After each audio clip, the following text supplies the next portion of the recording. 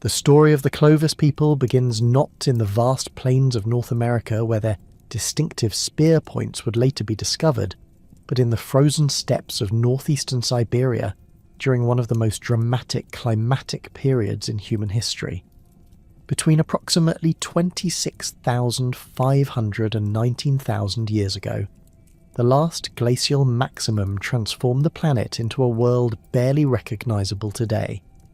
Ice sheets up to 2 miles thick covered much of northern Europe and North America, locking away so much water that global sea levels dropped by nearly 400 feet. This dramatic reduction exposed a massive landmass connecting Asia and North America, a bridge that would become the gateway for the first human inhabitants of the Americas. Beringia, as this exposed land is known today, stretched roughly 1,000 miles from north to south at its widest point, encompassing an area larger than Texas. Far from being a narrow crossing, this was a substantial continent in its own right, featuring rolling hills, river valleys and expansive grasslands that supported diverse megafauna including mammoths, horses, bison and caribou. The archaeological evidence suggests that small bands of hunter-gatherers had been living in this region for millennia, following herds across the landscape and adapting to the harsh but resource-rich environment. The genetic evidence linking modern Native American populations to their Asian ancestors provides compelling support for this migration theory. Mitochondrial DNA studies reveal that virtually all Native American populations share common maternal lineages that can be traced back to a relatively small founding population from northeastern Asia. These genetic markers, particularly haplogroups A, B, C and D, are found throughout the Americas, but show their closest relationships to populations in Siberia, Mongolia and the Lake Baikal region of Russia. The distribution of these genetic signatures suggests that the founding population was already genetically distinct before entering the Americas, having been isolated in Beringia for several thousand years. Y chromosome studies examining paternal lineages tell a similar story. The predominant Y chromosome haplogroup Q, found in high frequencies among Native American males, has its origins in Central Asia and shows a clear pattern of expansion from Beringia into the Americas. The genetic diversity within this haplogroup increases as one moves from north to south through the Americas, consistent with a single migration event followed by rapid population expansion and dispersal. Recent advances in ancient DNA technology have provided even more detailed insights into this migration. Genetic analysis of ancient remains from both Siberia and the Americas reveals that the ancestors of Native Americans experienced a significant population bottleneck in Beringia, reducing their effective population size to perhaps just a few hundred individuals. This bottleneck lasted for several millennia, during which time the population remained genetically isolated from their Asian relatives, while developing the unique genetic characteristics that would be carried throughout the Americas. The timing of human entry into the Americas south of the ice sheets remains a subject of intense archaeological debate. Traditional models based on Clovis chronology suggested that humans first entered the continental United States around 13,500 years ago, when retreating glaciers opened viable migration routes. However, this timeline has been challenged by mounting evidence from sites across both North and South America that appear to predate the earliest known Clovis occupations. Two primary routes have been proposed for human movement from Beringia into the heart of North America. The ice-free corridor hypothesis suggests that as the climate began warming around 15,000 years ago, the massive Cordilleran and Laurentide ice sheets that had blocked southward movement began to separate, creating a narrow corridor along the eastern edge of the Rocky Mountains. This corridor, running through present-day Alberta and extending into the Great Plains, would have provided a direct route for both humans and the animals they hunted to move south. Recent geological and paleo-environmental research has refined our understanding of when this corridor became viable for human habitation. While the ice sheets began separating earlier than previously thought, the corridor remained largely barren of vegetation and animal life until approximately 13,000 years ago. The landscape that emerged was initially a harsh environment of glacial lakes, exposed bedrock, and sparse vegetation that would have offered little sustenance for travelling hunter-gatherer groups. The coastal migration theory has gained significant support as an alternative or complementary explanation for early human movement into the Americas. This model proposes that maritime adapted populations moved south along the Pacific coast, utilising watercraft to navigate between ice-free refugia and following rich marine resources. The Pacific coast during the late Pleistocene would have presented a dramatically different landscape than today, with the coastline extending far beyond the current shore due to lower sea levels. Archaeological evidence supporting coastal migration remains limited, primarily because most potential sites now lie beneath hundreds of feet of ocean water. However, the discovery of human remains and artefacts on the Channel Islands off California, dating to over 13,000 years ago, demonstrates that early Americans possessed sophisticated maritime technologies. The presence of these early coastal populations, combined with the rapid appearance of human occupations throughout South America by 14,000 years ago, suggests that coastal migration may have been faster and more efficient than overland routes. The pre-Clovis debate has intensified with discoveries at sites like Monteverde in Chile, which has provided compelling evidence for human occupation of South America by 14,600 years ago. The Monteverde site, excavated over decades by Tom Dillahay, revealed a well-preserved settlement with wooden structures, stone tools, and organic remains that clearly predate the earliest known Clovis sites by over 1,000 years. The implications of this chronology are profound. If humans reached southern Chile by 14,600 years ago, they must have entered North America considerably earlier, possibly by 16,000 years ago or more. Additional pre-Clovis sites have been reported across the Americas, though many remain controversial. The Meadowcroft rock shelter in Pennsylvania has yielded radiocarbon dates extending back to 19,000 years ago, though questions about contamination and stratigraphic integrity continue to fuel debate.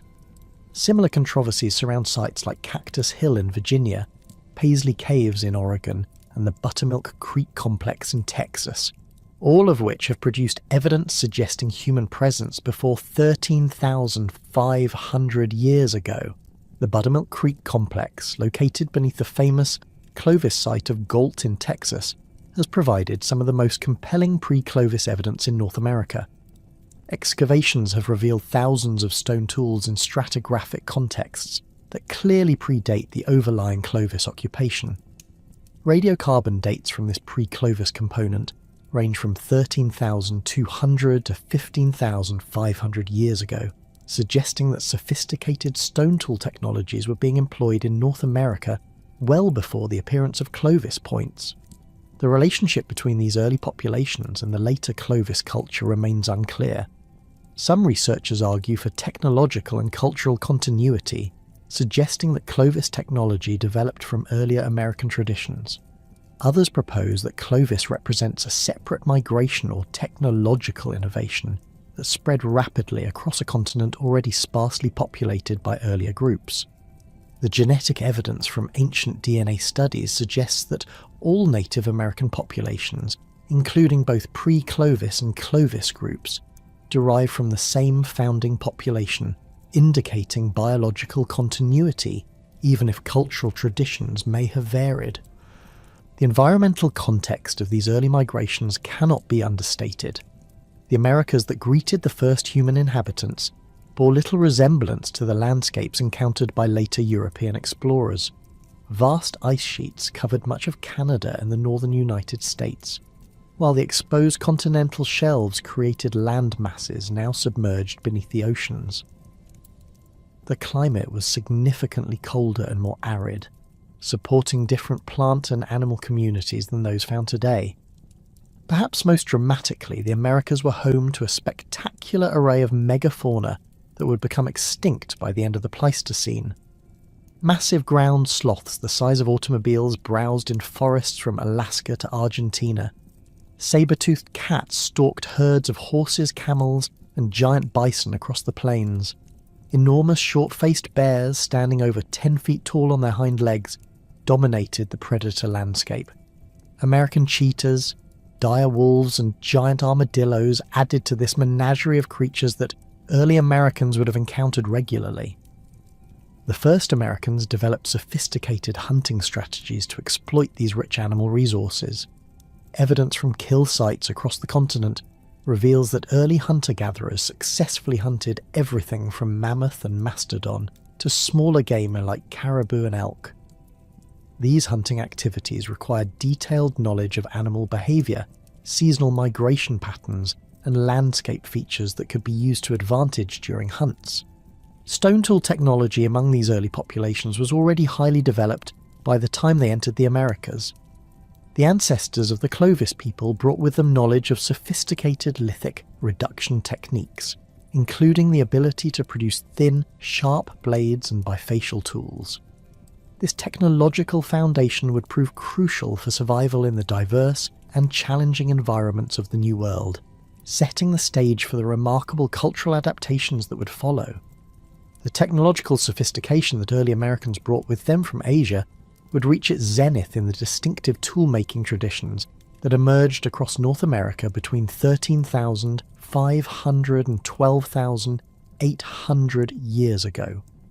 Among these various regional adaptations, none would prove more influential or widespread than the remarkable stoneworking innovations developed by the people we now call the Clovis culture. Their mastery of lithic technology represents one of the most significant technological achievements in human prehistory, producing tools of such effectiveness and aesthetic refinement that they would dominate the archaeological record across an entire continent for nearly 7 centuries. The hallmark of Clovis technology lies in their distinctive projectile points, artifacts so precisely crafted and functionally superior that they revolutionized hunting strategies throughout North America. These points, typically measuring between 4 and 20 centimeters in length, exhibit a characteristic lanceolate shape with a concave base and parallel to slightly convex edges. What sets Clovis points apart from all other contemporary and earlier projectile technologies is the presence of a distinctive channel flute extending from the base toward the tip on one or both faces of the point. This fluting represents perhaps the most technically demanding aspect of Clovis point manufacture. The process required the napper to remove a single, long flake from the base of an already thinned biface, creating a shallow channel that could extend up to 2/3 the length of the finished point. Archaeological experiments have demonstrated that successful fluting requires extraordinary skill and carries significant risk of catastrophic failure that could destroy hours of careful work. The fact that Clovis nappers consistently achieve successful fluting across thousands of points found throughout North America speaks to a level of technological standardization and expertise that had no precedent in the archaeological record. The manufacturing sequence for Clovis points began with the careful selection of raw materials.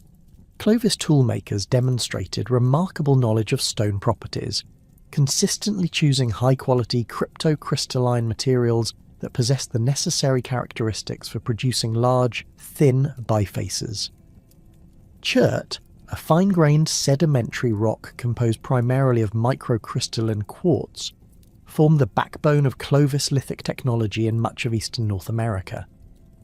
The uniform crystal structure of high-grade chert allowed for predictable fracture patterns essential for the controlled removal of flakes during point manufacture. In the western regions, Clovis nappers exploited extensive obsidian sources, volcanic glass that provided the sharpest cutting edges achievable with stone technology. Obsidian's homogeneous structure and complete lack of crystal boundaries made it ideal for producing the extremely thin cross-sections characteristic of Clovis points. Chemical sourcing studies have revealed that Clovis groups transported obsidian across distances exceeding 300 kilometers, indicating extensive trade networks or highly mobile populations that maintain detailed knowledge of widely scattered raw material sources. Chalcedony, jasper and other varieties of cryptocrystalline silica also featured prominently in Clovis tool assemblages. The selection criteria consistently favoured materials with fine grain size, minimal inclusions and predictable fracture properties. Clovis knappers often rejected locally available materials in favour of higher quality stones obtained from distant sources, demonstrating that functional considerations outweighed convenience in their technological choices. The lithic reduction strategy employed by Clovis toolmakers followed a sophisticated sequence that maximised the utility of carefully selected raw materials while minimising waste. The process typically began with the production of large flake blanks struck from prepared cores using hard hammer percussion. These initial blanks provided the foundation for biface manufacture, offering the napper a relatively flat surface with predetermined edge angles suitable for further shaping. The transformation of these blanks into finished Clovis points required mastery of pressure flaking techniques that allowed for precise control over flake removal. Using tools fashioned from antler, bone or dense wood, skilled nappers systematically removed small flakes from both faces of the biface, gradually reducing thickness while maintaining symmetrical form. This process, known as bifacial thinning, required careful attention to edge angle maintenance and heat treatment timing to prevent fractures that could ruin the developing tool. Heat treatment played a crucial role in Clovis lithic technology, though its application required intimate knowledge of specific stone types and their thermal properties. By heating chert and other silicious materials to temperatures between 350 and 400 degrees Celsius, nappers could alter the internal structure of the stone, making it more amenable to controlled flaking. This process, likely conducted in carefully controlled fires or heated sand beds, improved the stone's napping qualities while maintaining its structural integrity. The fluting process that created the characteristic Clovis channel represented the culmination of the manufacturing sequence. Archaeological analysis suggests that fluting was accomplished through indirect percussion, using a punch-like tool placed at the base of the point and struck with a hammerstone. The precise placement of this tool, combined with careful control of force application, allowed skilled nappers to remove the channel flake without destroying the point. Success rates for experimental fluting attempts by modern nappers rarely exceed 50%, even after extensive practice, highlighting the exceptional skill level achieved by Clovis artisans. The functional advantages provided by fluting have been the subject of considerable archaeological debate. The channels clearly facilitated hafting by providing a secure seating area for the point within a split wooden shaft. The reduced thickness at the base also minimised the diameter of the haft, potentially improving the aerodynamic properties of the complete projectile. Some researchers have suggested that the channel served as blood grooves, allowing for more efficient bleeding of wounded animals, though experimental evidence for this function remains inconclusive. Beyond projectile points, Clovis tool assemblages included a standardised array of implements that reflected sophisticated understanding of different functional requirements. End scrapers, typically manufactured on thick flakes with steep working edges, provided efficient tools for hide processing and woodworking. These implements often show evidence of extensive use wear, indicating their central importance in daily subsistence activities. The working edges frequently exhibit the characteristic polish and micro-chipping patterns associated with hide scraping, suggesting that leather production formed a significant component of Clovis material culture. Side scrapers, featuring working edges along the lateral margins of flakes, served complementary functions in hide processing and possibly plant preparation. The edge angles on these tools typically range between 45 and 70 degrees, providing the optimal geometry for efficient scraping while maintaining edge durability. Many side scrapers show evidence of resharpening through systematic retouch, indicating that these tools were curated and maintained over extended periods of use. Gravers represented another crucial component of the Clovis toolkit, featuring sharp, pointed projections created through careful retouch of flake edges. These tools served specialised functions in working bone, antler and wood, creating the grooves and perforations necessary for composite tool manufacture. The precision required for graver production and use reflects the sophisticated understanding of material properties and tool geometry that characterise Clovis technology. Cutting implements in Clovis assemblages included both formal tools and expedient flakes used without modification. Formal cutting tools often featured carefully prepared edges with specific geometric properties optimized for particular tasks. Expedient tools, created through simple flake removal from cores, provided sharp cutting edges for immediate use in butchering and other activities requiring minimal tool investment. The production of these various tool types followed reduction strategies that maximized the utility of available raw materials while maintaining technological standards. Clovis knappers demonstrated remarkable consistency in their approach to tool manufacture, producing assemblages with standardized forms and proportions across vast geographic distances. This standardization suggests the existence of shared technological traditions transmitted through social learning mechanisms that maintained cultural coherence across widely dispersed populations. Core reduction strategies in Clovis technology emphasize the production of large flakes suitable for tool manufacture while maintaining core utility for extended periods. Blade production, though less common than in some contemporary Old World traditions, occurred at several Clovis sites, indicating familiarity with systematic blade removal techniques. These blades often served as blanks for small tool production, or were used directly as cutting implements. The geographic distribution of Clovis technology extends from the Arctic Ocean to the Gulf of Mexico, and from the Atlantic to the Pacific, representing one of the most widespread archaeological phenomena in North American prehistory.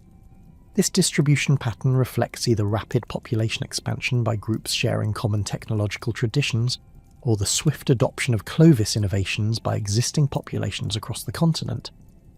The consistency of technological attributes across this vast area suggests strong cultural mechanisms for maintaining technological standards despite the challenges of communication across enormous distances. Regional variations in Clovis technology provide insights into adaptation to local environmental conditions and raw material availability. Points from the Great Plains tend to be larger and more robust than those from forested regions, possibly reflecting differences in hunting strategies and prey species. Western Clovis points often exhibit superior craftsmanship and more exotic raw materials, suggesting access to high-quality lithic sources and possibly greater investment in tool production. The relationship between Clovis technology and megafauna hunting has been a central focus of archaeological research. The size and robusticity of Clovis points clearly indicate their design for hunting large animals, and their frequent association with mammoth, mastodon and bison remains at kill sites provides direct evidence for this function. The effectiveness of Clovis weaponry in megafauna hunting likely contributed to the rapid spread of these technologies across environments where large game provided primary subsistence resources.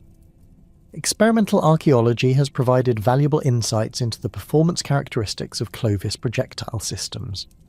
Tests using replica points hafted to wooden shafts and propelled by atlatls demonstrate penetration capabilities sufficient to inflict lethal wounds on large mammals. The thin cross-sections and sharp edges of Clovis points minimize tissue displacement during penetration, while maximizing cutting efficiency, creating wounds that promote rapid blood loss in large prey animals. The hafting systems used with Clovis points required sophisticated knowledge of organic material properties and composite tool construction. Evidence from well-preserved sites suggests that points were typically secured within split wooden shafts using organic adhesives and sinew bindings. The fluted bases provided secure seating within these hafts, while the reduced thickness minimized stress concentrations that could lead to shaft failure during impact. The sophisticated lithic technology that defined Clovis culture found its ultimate expression in the pursuit of North America's massive Pleistocene megafauna. These ancient hunters developed specialized strategies for confronting creatures that dwarfed any animals found on the continent today, employing coordinated group tactics, intimate knowledge of animal behavior, and precisely engineered weaponry to bring down mammoths weighing up to 6 tons. The archaeological record preserves dramatic snapshots of these encounters at kill sites scattered across the continent, where the bones of ancient giants lie intermingled with the distinctive fluted points that ended their lives. The Pleistocene ecosystem that Clovis hunters inhabited supported an extraordinary diversity of large mammals that had evolved during millions of years of climatic fluctuation. Columbian mammoths, standing nearly 14 feet at the shoulder with tusks exceeding 12 feet in length, represented the largest land mammals in North America. These massive proboscideans roamed in herds across the grasslands and parklands, their seasonal migrations creating predictable opportunities for human hunters who learned to anticipate their movements. Woolly mammoths, smaller but equally formidable, occupied the northern regions where their thick coats provided protection against harsh climatic conditions. American mastodons, distinguished from mammoths by their different dental structure and browsing habits, inhabited forested regions throughout eastern North America. These creatures, reaching heights of 10 feet and weights approaching 5 tons, possessed straighter tusks than their mammoth relatives and fed primarily on woody vegetation. Their preference for forested environments created different hunting challenges for Clovis groups, requiring modified strategies adapted to dense vegetation and limited visibility. Giant bison, significantly larger than their modern descendants, formed massive herds that thundered across the Great Plains. Bison antiquus individuals could weigh nearly twice as much as contemporary bison, with horn spans reaching 6 feet across.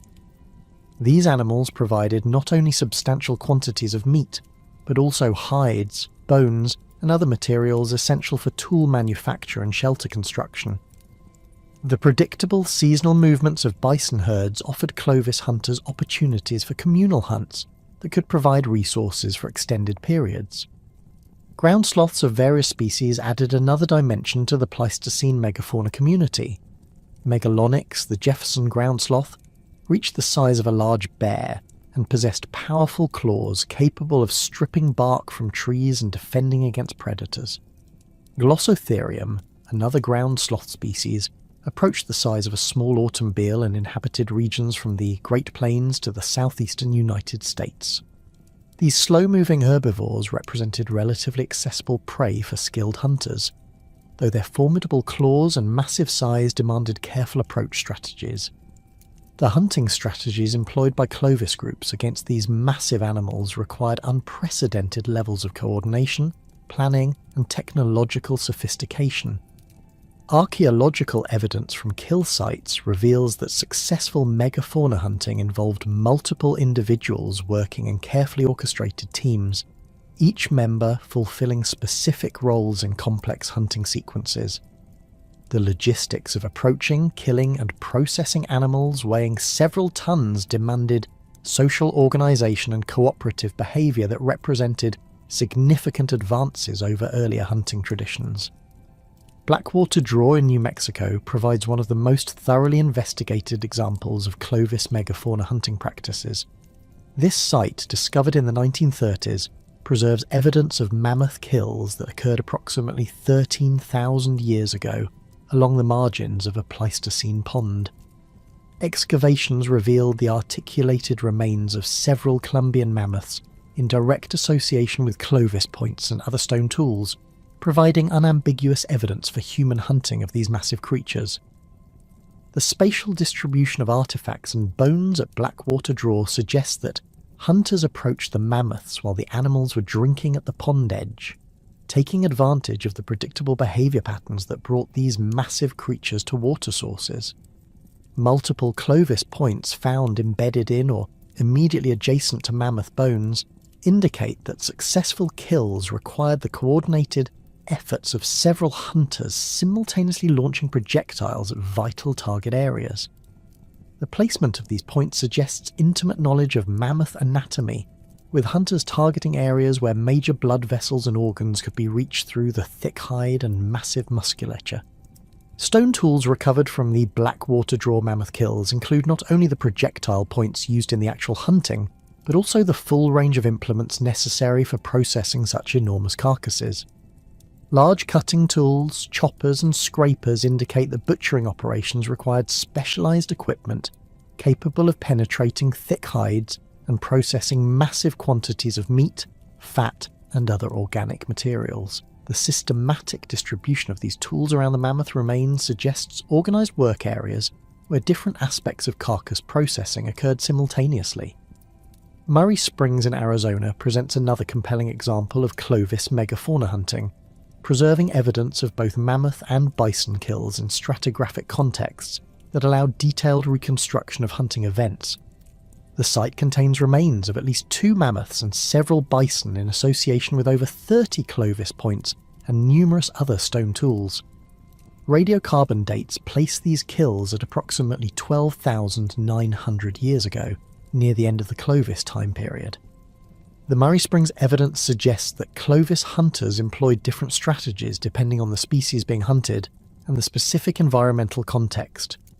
The mammoth kills appear to represent ambush hunting at water sources, similar to the pattern observed at Blackwater Draw. However, the bison remains show evidence of drive hunting, where animals were herded into favourable locations for mass killing. This strategic flexibility demonstrates the sophisticated understanding of animal behaviour and environmental manipulation that characterise successful Clovis hunting groups. Bone modifications at Murray Springs provide detailed insights into Clovis butchering practices and the systematic exploitation of megafauna carcasses. Cut marks on mammoth bones indicate that hunters possessed detailed knowledge of skeletal anatomy, efficiently removing meat and other useful materials while minimising energy expenditure. The presence of impact fractures on long bones suggests systematic marrow extraction, while the distribution of bone fragments indicates organised disposal of processing waste. The Lena site in Arizona adds further dimensions to our understanding of Clovis megafauna hunting through its preservation of multiple mammoth kills in a relatively confined area. Excavations revealed the remains of at least 9 young mammoths associated with 13 Clovis points and numerous other artefacts. The concentration of juvenile animals suggests selective hunting strategies that targeted younger, more manageable individuals while avoiding the extreme dangers associated with confronting fully mature adults.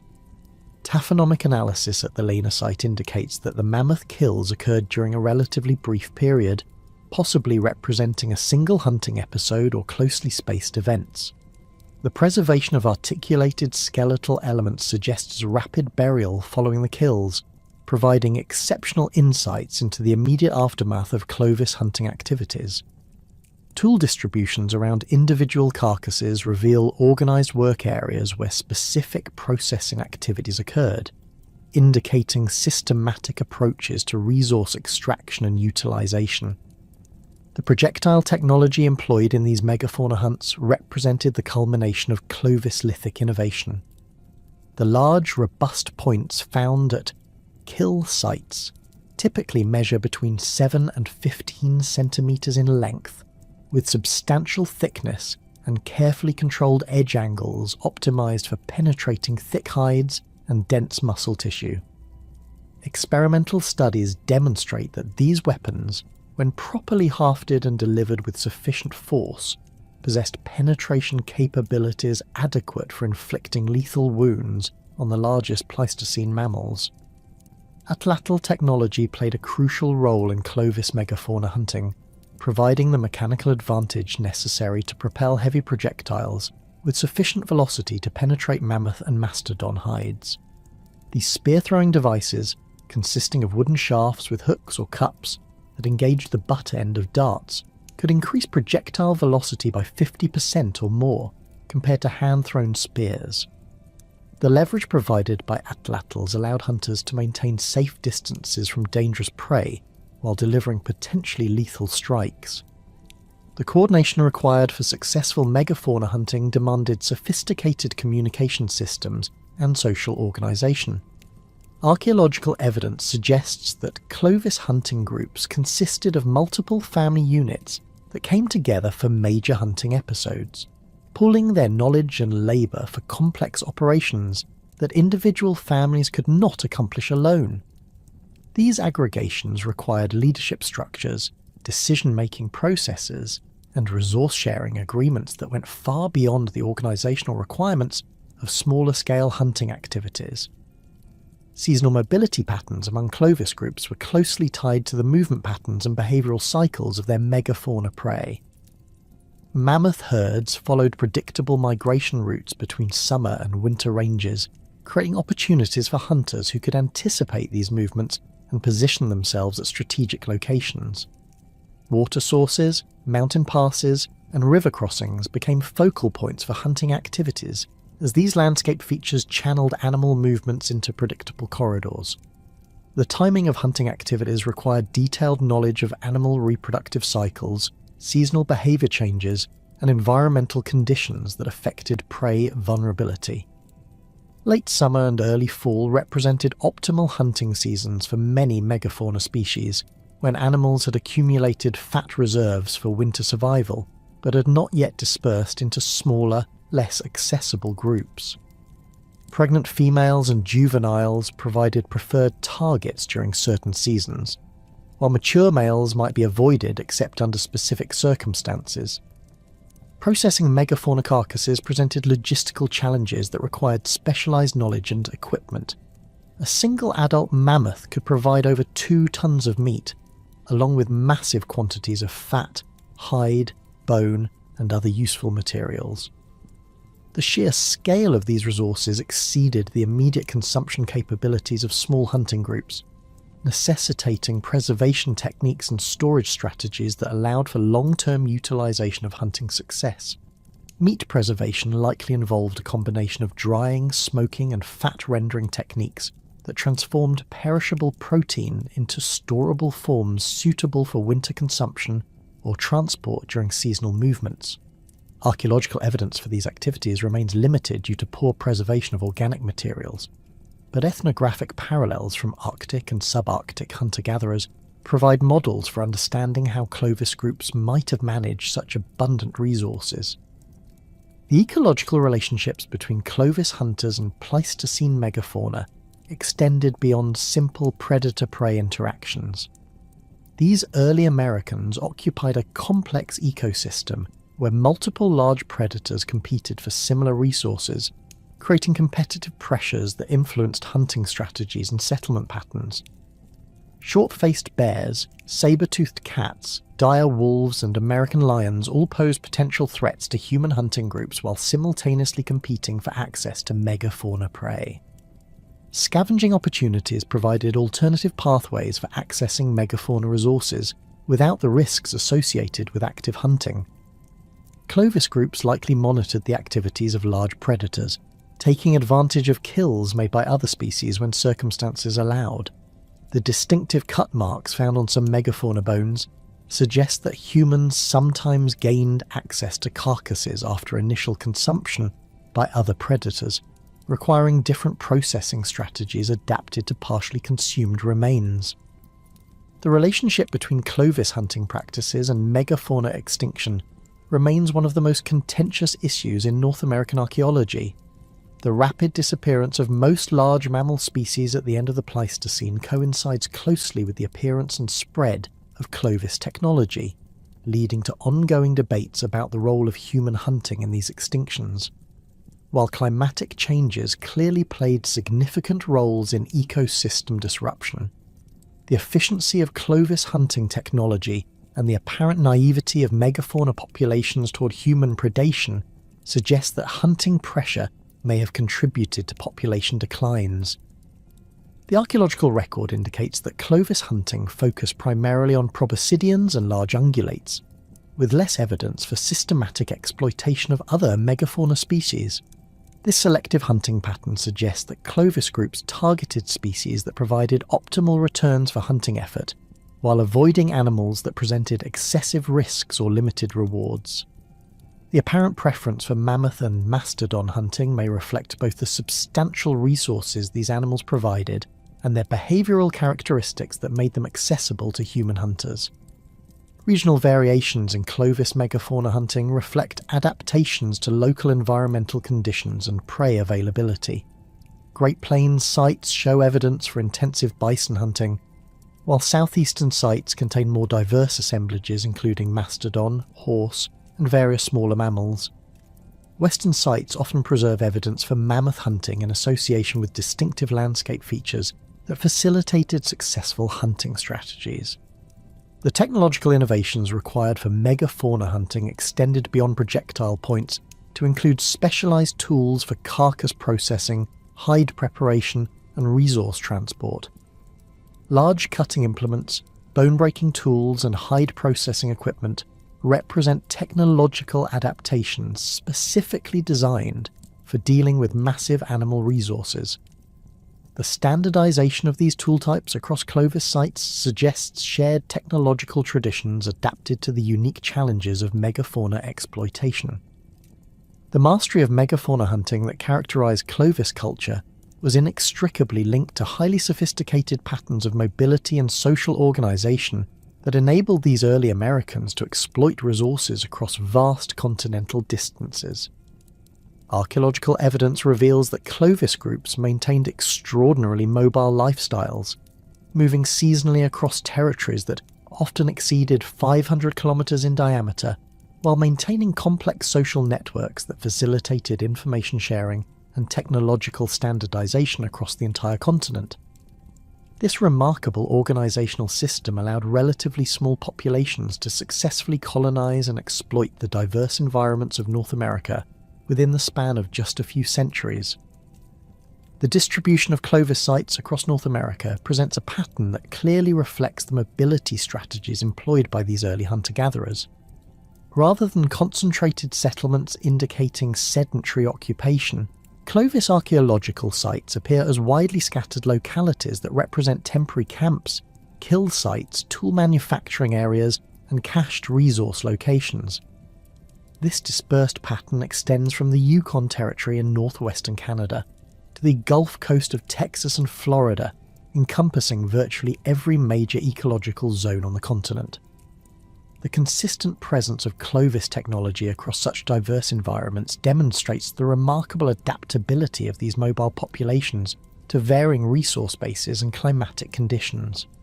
Site density patterns reveal that Clovis occupations were most frequent in areas that provided optimal combinations of high-quality lithic resources, reliable water sources, and predictable game concentrations. The Great Plains show particularly dense concentrations of Clovis sites, reflecting both the abundance of megafauna in these grassland environments and the presence of extensive high-grade chert deposits that provided essential raw materials for tool manufacture. River valleys throughout the continent served as corridors for Clovis movement, offering reliable water sources, diverse plant and animal resources, and natural pathways through otherwise challenging terrain. The temporary nature of most Clovis occupations is evident in the archaeological signatures these sites preserve. Typical Clovis camps contain relatively thin cultural deposits with limited evidence for substantial structures or long-term habitation features.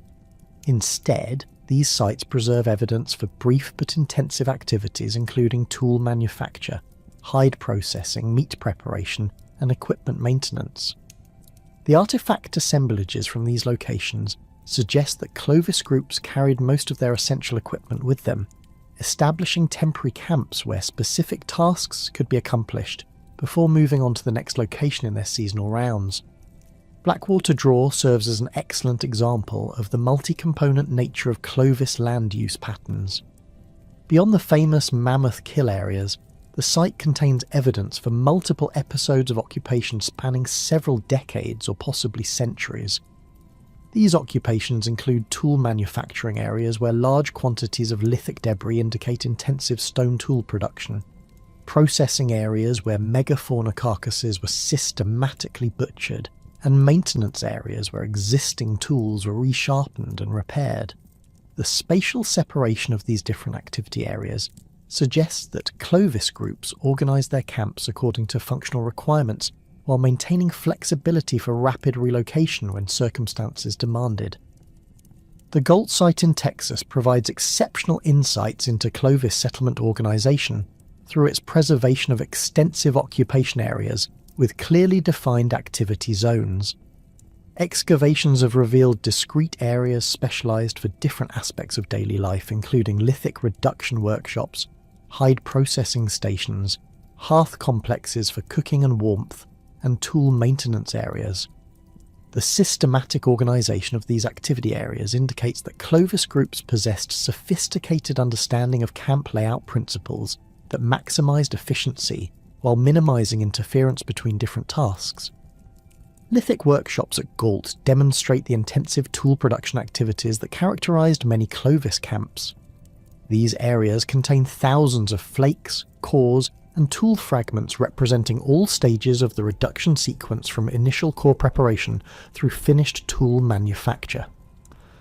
The presence of heat treatment facilities, evidenced by fire-cracked rock concentrations and thermally altered lithic materials, indicates that Clovis knappers employed sophisticated techniques to improve raw material quality. The scale of lithic production at workshops like Galt suggests that some camps served as staging areas where groups prepared extensive tool inventories before embarking on extended hunting expeditions or seasonal movements. Tool caches represent another crucial component of Clovis settlement systems, providing evidence for the sophisticated logistical planning that enabled these mobile populations to maintain technological efficiency across vast territories.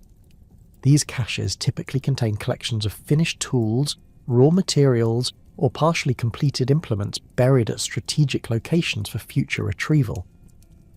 The geographic distribution of known caches suggests that Clovis groups established supply networks that allowed them to access essential resources without carrying excessive loads during their movements. The East Wenatchee cache in Washington state exemplifies the sophisticated planning evident in Clovis logistical systems. This remarkable assemblage contains over 40 stone tools, including beautifully crafted Clovis points, knives, and other implements manufactured from high-quality materials obtained from sources hundreds of kilometers away. The tools were carefully wrapped in organic materials and buried in a location that would have been easily relocated by the individuals who placed them there. Radiocarbon dates indicate that this cache was deposited approximately 13,000 years ago, placing it near the end of the Clovis period. The Fenn cache, discovered in northwestern Wyoming, provides additional evidence for Clovis caching behaviour through its collection of exceptionally large and well-crafted bifaces.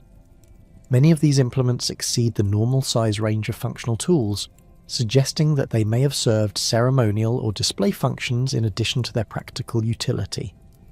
The investment of labour required to produce such elaborate pieces indicates that Clovis groups allocated significant time and skill to creating objects that transcended purely utilitarian purposes. Seasonal mobility patterns among Clovis populations can be reconstructed through analysis of site locations, resource availability, and environmental conditions that would have influenced movement decisions. The geographic distribution of sites suggests that many Clovis groups followed annual cycles that took advantage of predictable resource concentrations at different times of the year. Spring aggregations at favoured hunting locations allowed for communal megafauna hunts and social interactions between normally dispersed family groups. Summer dispersal into smaller territories enabled exploitation of diverse plant resources and smaller game animals that required less coordinated hunting efforts. Fall hunting activities focused on accumulating resources for winter survival, with emphasis on large game hunting and intensive processing activities that produce storable food supplies. Winter camps were typically established in sheltered locations that provided protection from harsh weather, while offering access to cached resources and reliable water sources. The cyclical nature of these movements created predictable patterns that allowed different groups to coordinate their activities and maintain social connections, despite the vast distances involved. Territorial ranges for individual Clovis groups appear to have been enormous by the standards of most hunter-gatherer societies. Lithic sourcing studies reveal that Clovis toolmakers regularly obtained raw materials from sources located 200 to 300 kilometers from the sites where the finished tools were ultimately discarded. Some exceptional cases document transport distances exceeding 500 kilometers, indicating either direct procurement through long-distance travel or exchange networks that moved materials across multiple group territories. The Thunderbird site in Virginia illustrates the extensive territorial ranges evident in Clovis settlement patterns. Lithic materials at this site derive from sources scattered across a region encompassing parts of 5 modern states, with some materials originating from locations over 400 kilometres away. The diversity of raw material sources represented at single sites suggests that Clovis groups either maintained enormous annual territories or participated in exchange networks that provided access to distant resources through trade relationships. Social organisation among Clovis populations must have been sufficiently sophisticated to coordinate the complex logistical requirements of their mobile lifestyle while maintaining technological and cultural coherence across continental distances. Group size estimates based on site areas, hearth distributions, and resource consumption patterns suggest that typical Clovis bands consisted of 20 to 40 individuals representing several related families. These small groups would have been large enough to accomplish the coordinated hunting activities necessary for megafauna exploitation, while remaining small enough to move efficiently across the landscape without overwhelming local resource bases.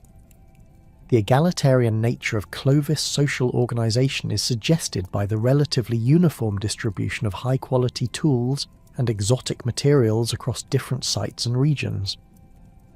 Unlike later archaeological cultures that show clear evidence for social stratification and differential access to resources, Clovis assemblages display remarkable consistency in tool quality and raw material access, regardless of site location or apparent function.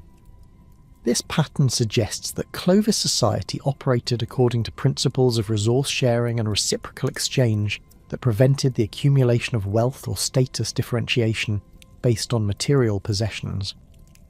Information sharing networks among Clovis populations must have been extraordinarily effective to account for the rapid spread and remarkable consistency of their technology across the entire continent.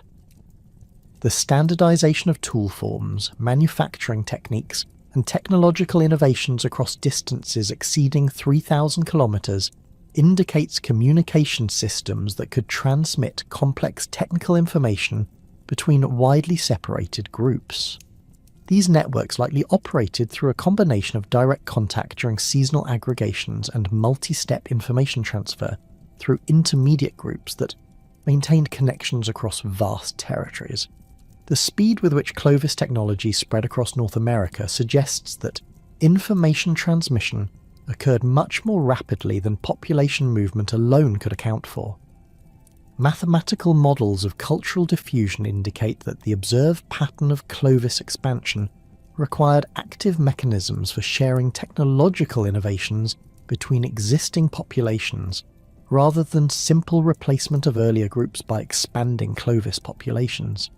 This rapid cultural transmission implies sophisticated social mechanisms for evaluating, adopting and standardizing new technologies across diverse environmental and cultural contexts. Gender roles and division of labour within Clovis society must be inferred primarily from archaeological evidence and ethnographic analogies with historically documented hunter-gatherer groups. The emphasis on large game hunting evident in the archaeological record suggests that adult males played prominent roles in the pursuit and killing of megafauna, activities that required significant physical strength, coordination, and specialized knowledge. However, the successful processing and utilization of massive carcasses would have required the participation of entire social groups, including women and children who contributed essential skills in hide preparation, meat processing, and resource preservation. Tool assemblages from Clovis sites include implements associated with both male and female activities in ethnographically documented societies. Projectile points and hunting equipment represent technologies typically associated with male activities, while scrapers, cutting tools, and processing implements reflect the full range of subsistence activities that required participation from all group members. The high quality and sophisticated manufacture of tools associated with hide processing and plant preparation indicates that these activities were valued equally with hunting in terms of technological investment and skill development. The organisation of activities within Clovis camps suggests that labour was divided according to specialised knowledge and skill requirements, rather than rigid gender-based restrictions. Archaeological evidence for discrete activity areas indicates that different tasks were spatially separated, allowing individuals with appropriate expertise to work efficiently without interference from incompatible activities.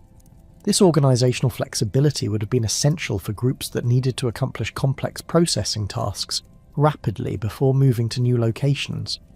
Social structures that enabled Clovis groups to maintain cultural coherence across vast distances likely included kinship systems that facilitated interaction between normally dispersed populations. Exogamy, requirements that mandated marriage outside immediate family groups, would have created networks of kinship relationships extending across multiple band territories. These kinship connections provided frameworks for cooperation, resource sharing, and information exchange that transcended the boundaries of individual residential groups. Seasonal aggregation sites where multiple bands gathered for communal hunting or social activities served crucial functions in maintaining Clovis cultural integration. These gatherings provided opportunities for young adults to find marriage partners outside their natal groups, for specialists to share technological innovations, and for leaders to coordinate activities across larger territorial areas. The social activities that occurred during these aggregations likely included ceremonies, competitions, and exchanges that reinforced cultural identity while facilitating the spread of new ideas and technologies. Leadership structures within Clovis society probably emphasized situational authority based on expertise and experience, rather than permanent hierarchical positions. Successful megafauna hunting required coordination by individuals with detailed knowledge of animal behavior, hunting techniques, and group management skills.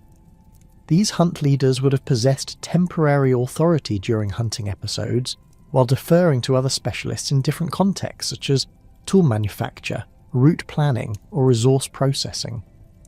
The decision-making processes that governed Clovis group movements and resource utilization likely involved consensus-building mechanisms that incorporated input from multiple individuals with relevant expertise.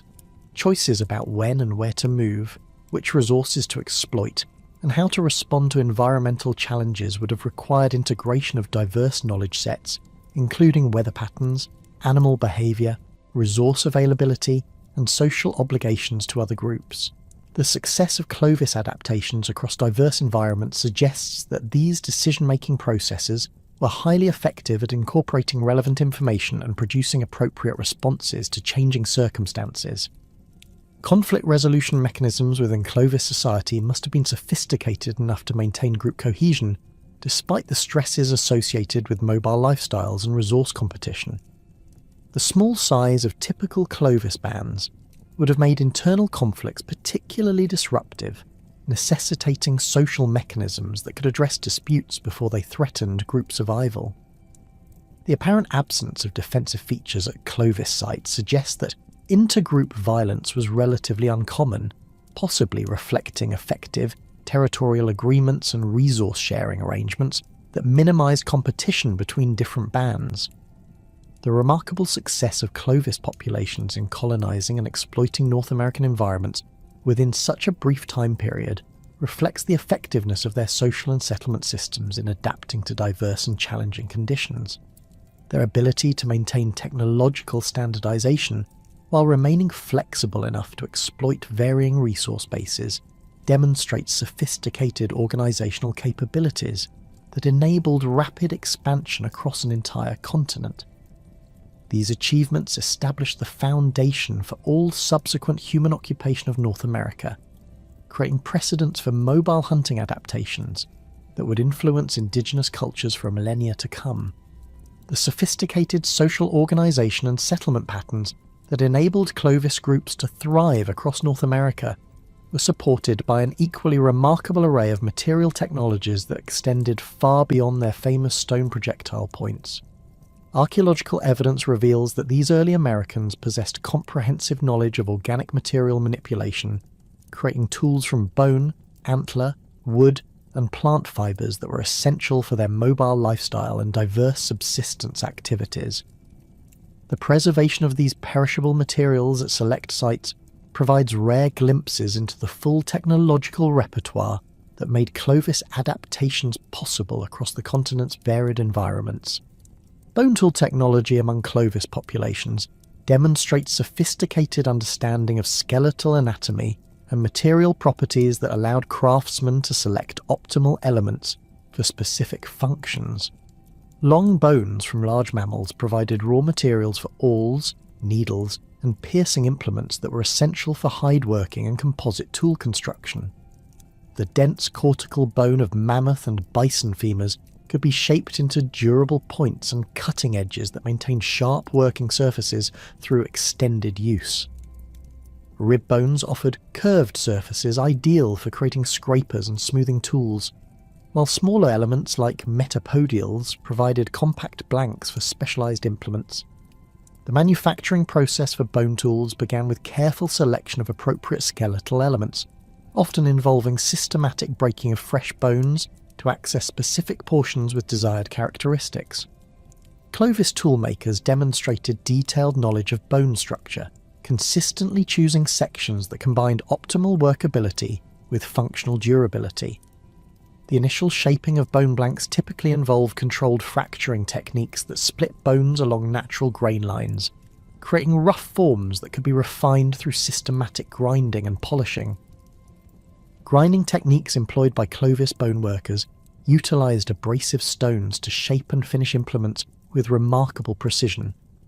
Archaeological evidence from sites like Blackwater Draw preserves grinding stones with distinctive wear patterns indicating their use in bone tool manufacture. These implements show polished grooves and abraded surfaces that match the dimensions and curvature of finished bone tools, providing direct evidence for the manufacturing techniques employed. The systematic nature of these wear patterns suggests that bone tool production followed standardised procedures that produced consistent results across different sites and regions. Antler represented another crucial organic material that Clovis craftsmen exploited for specialised tool production. The unique properties of antler, combining the hardness of bone with greater flexibility and impact resistance, made it ideal for implements that required durability under stress. Pressure flaking tools manufactured from antler tines provided the precise control necessary for producing the thin, sharp edges characteristic of Clovis stone tools.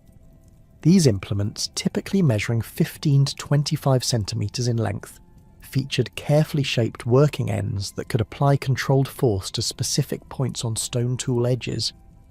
The seasonal availability of shed antler from deer, elk and caribou provided Clovis groups with renewable sources of high-quality tool materials that did not require killing valuable game animals. Antler collection likely formed part of regular seasonal activities, with groups systematically gathering shed materials during spring months when male ungulates naturally dropped their antlers. This renewable resource base allowed for intensive tool production without depleting game populations that provided essential protein resources.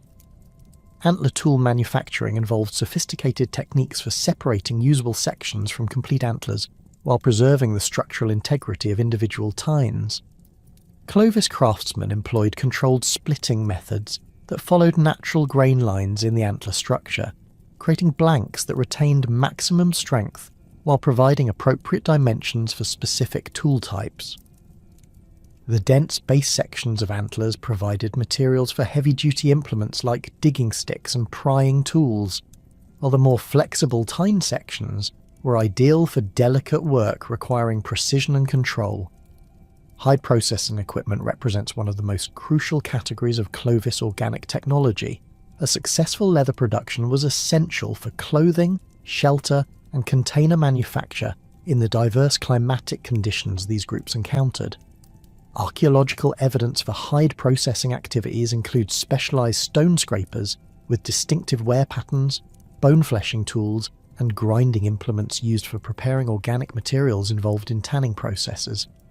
The systematic organisation of hide processing areas at sites like Galt indicates that leather production required substantial time investments and specialised knowledge of complex chemical and physical processes. The hide processing sequence began with careful removal of skins from freshly killed animals, using sharp stone knives designed to minimize damage to valuable hide materials. Clovis butchering techniques, evidenced by cut mark patterns on bones from kill sites, demonstrate systematic approaches that maximized hide quality while efficiently removing meat and other useful materials. The positioning and orientation of cut marks indicate that Clovis hunters possessed detailed anatomical knowledge that allowed them to separate hides with minimal waste or damage. Fleshing operations, which removed residual meat and fat from fresh hides, required specialized tools capable of scraping organic materials without cutting through the leather substrate. Bone and antler fleshing tools found at Clovis sites feature carefully shaped working edges with specific angles optimized for efficient material removal. These implements often show distinctive wear patterns including polish and microchipping that result from contact with fresh hide materials. The standardized forms of these tools across different sites suggest that hide processing techniques were shared widely among Clovis populations. Brain tanning, a sophisticated leather processing technique that produces soft, flexible hides suitable for clothing manufacture, likely formed a crucial component of Clovis hide processing technology. This method involves applying brain tissue, which contains natural enzymes and oils, to prepared hides through systematic rubbing and working processes. Archaeological evidence for brain tanning among Clovis groups remains limited due to poor preservation of organic materials, but the quality of leather products inferred from archaeological contexts suggests that advanced tanning techniques were employed. Smoking processes that preserved tanned hides and provided water resistance were probably accomplished using controlled fires that produced dense smoke without excessive heat. Archaeological evidence for smoking activities includes fire hearths with distinctive configurations designed to produce sustained low-temperature combustion. These features often contain specific wood types that generate appropriate smoke characteristics for hide treatment, indicating that Clovis groups possessed detailed knowledge of wood properties and combustion requirements. Fire-making technology among Clovis populations involves sophisticated understanding of combustible materials and ignition techniques that could produce reliable flames under diverse environmental conditions. Archaeological evidence for fire-making equipment includes specialized stone tools with distinctive wear patterns indicating their use in fire production activities. These implements typically feature abraded surfaces and impact damage consistent with use in friction-based fire starting methods that generate sparks or glowing tinder materials. Fire drill technology, which produces ignition through friction between rotating wooden implements and stationary fireboards, required carefully selected wood types with specific density and resin characteristics. Clovis firemakers likely maintained detailed knowledge of regional wood species and their suitability for different aspects of fire production.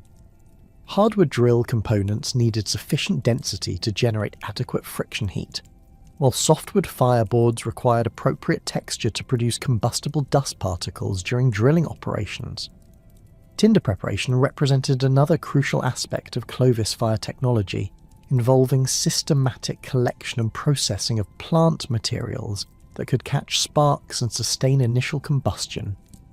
Archaeological evidence suggests that Clovis groups utilized various fibrous plant materials, including inner bark, dried grasses, and fungal materials that possessed optimal ignition characteristics. The processing of these materials often involved systematic shredding and drying techniques that maximize surface area and combustibility. Artistic expression among Clovis populations, while limited in the archaeological record due to preservation issues, demonstrates sophisticated aesthetic sensibilities and possible symbolic behaviour that extended beyond purely functional considerations. Carved bone artefacts from several sites display decorative elements that appear to serve no utilitarian purpose, suggesting that Clovis craftsmen invested time and skill in creating objects with aesthetic or symbolic significance. These decorated items often feature geometric patterns, incised lines, and carefully executed surface modifications that required substantial technical skill to produce. The Anzac burial site in Montana provides exceptional evidence for Clovis artistic expression, through its collection of red ochre-stained artifacts associated with the burial of an infant. The presence of ochre, a naturally occurring iron oxide pigment, indicates that Clovis groups attributed symbolic significance to certain colours and materials. The systematic application of ochre to burial goods suggests ritualised behaviour that involved specific beliefs about death, afterlife, or spiritual relationships between humans and the material world. Decorated tool handles and weapon components found at various Clovis sites display incised patterns and carved elements that enhanced both aesthetic appeal and functional grip characteristics. These decorative modifications often follow geometric patterns that appear across multiple sites, suggesting shared artistic traditions that were transmitted along with technological knowledge. The investment of additional labour required to create these decorative elements indicates that Clovis groups valued aesthetic considerations even within their highly mobile lifestyle. Possible symbolic behaviour among Clovis populations extends beyond decorated artefacts to include potential ritualised treatment of certain animal remains and systematic organisation of cache deposits.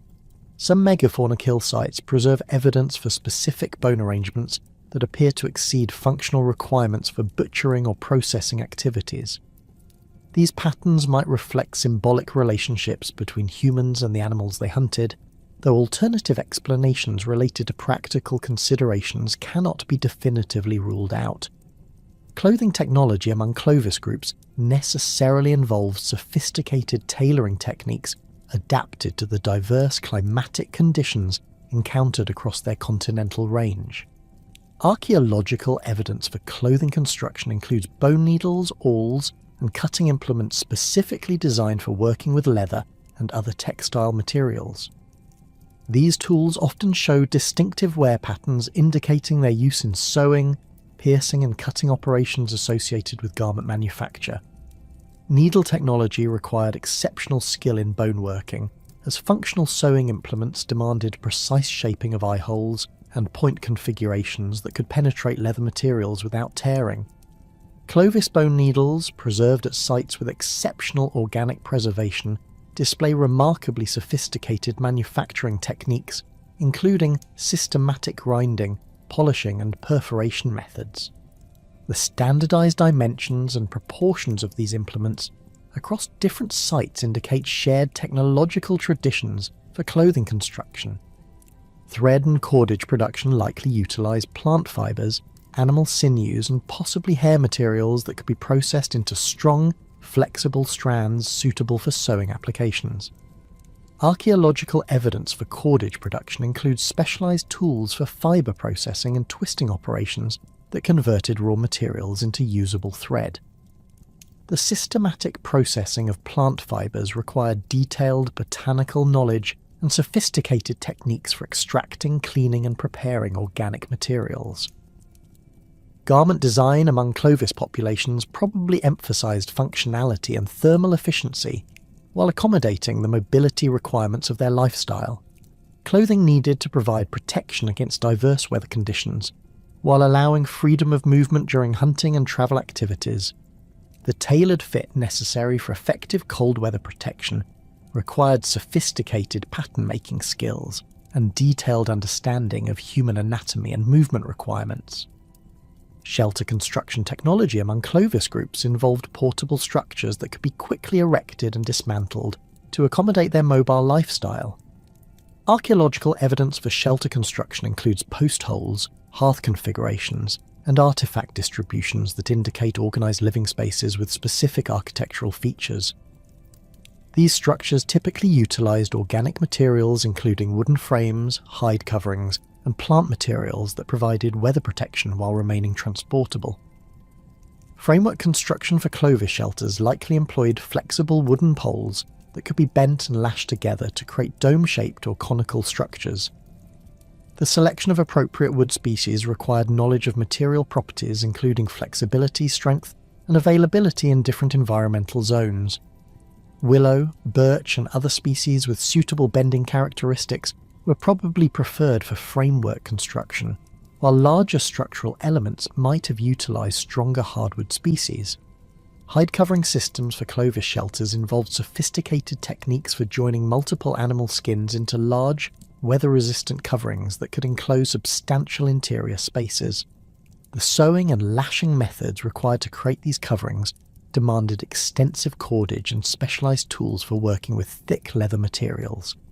The standardised sizes and configurations of shelter coverings inferred from archaeological evidence suggest that construction techniques were shared widely among different groups.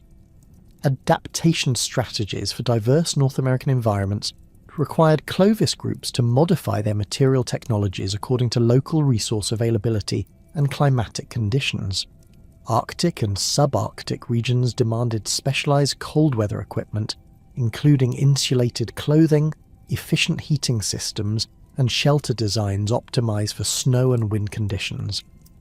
Desert environments required different adaptations, emphasising water conservation, heat protection, and efficient resource utilisation in areas with limited organic materials. Coastal adaptations among some Clovis groups involved technologies for exploiting marine and aquatic resources that supplemented terrestrial hunting activities. Archaeological evidence from coastal sites includes specialised tools for processing fish and shellfish, possible watercraft components, and equipment designed for intertidal resource collection. These adaptations required detailed knowledge of marine ecosystems and seasonal patterns that affected resource availability. Mountain environments presented unique challenges that required specialised equipment for high-altitude travel and resource exploitation. Clovis groups operating in mountainous regions needed tools and techniques adapted to steep terrain, extreme weather conditions, and the specific plant and animal communities found at different elevations. The distribution of Clovis sites across various elevational zones indicates successful adaptation to these challenging environments. Food processing techniques among Clovis populations extended far beyond the megafauna hunting activities that dominate archaeological discussions, to include sophisticated methods for exploiting plant resources and smaller animal species. Archaeological evidence for plant processing includes grinding stones, mortars, and specialised cutting implements designed for working with various botanical materials. These tools often show distinctive wear patterns indicating their use in systematic processing of seeds, nuts, roots, and other plant foods. Grinding technology for plant processing utilised carefully selected stones with appropriate surface textures and hardness characteristics for reducing various plant materials to usable forms. Grinding stones from Clovis sites often show evidence for processing multiple plant types, indicating that these groups exploited diverse botanical resources according to seasonal availability and nutritional requirements. The systematic maintenance and transport of grinding equipment demonstrates the importance of plant foods in Clovis subsistence strategies. Nut processing techniques required specialised tools for cracking hard shells while preserving valuable nut meats that provided essential fats and proteins. Archaeological evidence includes anvil stones with distinctive pitting patterns indicating their use in nut processing activities, along with hammer stones sized appropriately for controlled cracking operations. The seasonal timing of nut processing activities likely coincided with fall harvesting periods, when these resources reached optimal nutritional content. Root and tuber processing involved digging implements designed for efficient extraction of underground plant storage organs that provided important carbohydrate resources. Specialised digging sticks manufactured from hardwood or antler materials featured pointed ends and leverage configurations that facilitated systematic excavation of buried plant resources. The systematic exploitation of root resources required detailed botanical knowledge and understanding of seasonal growth cycles that determined optimal harvesting times. Seed processing technologies included specialised tools for removing husks, grinding hard seed coats, and preparing various grass and forb seeds for consumption.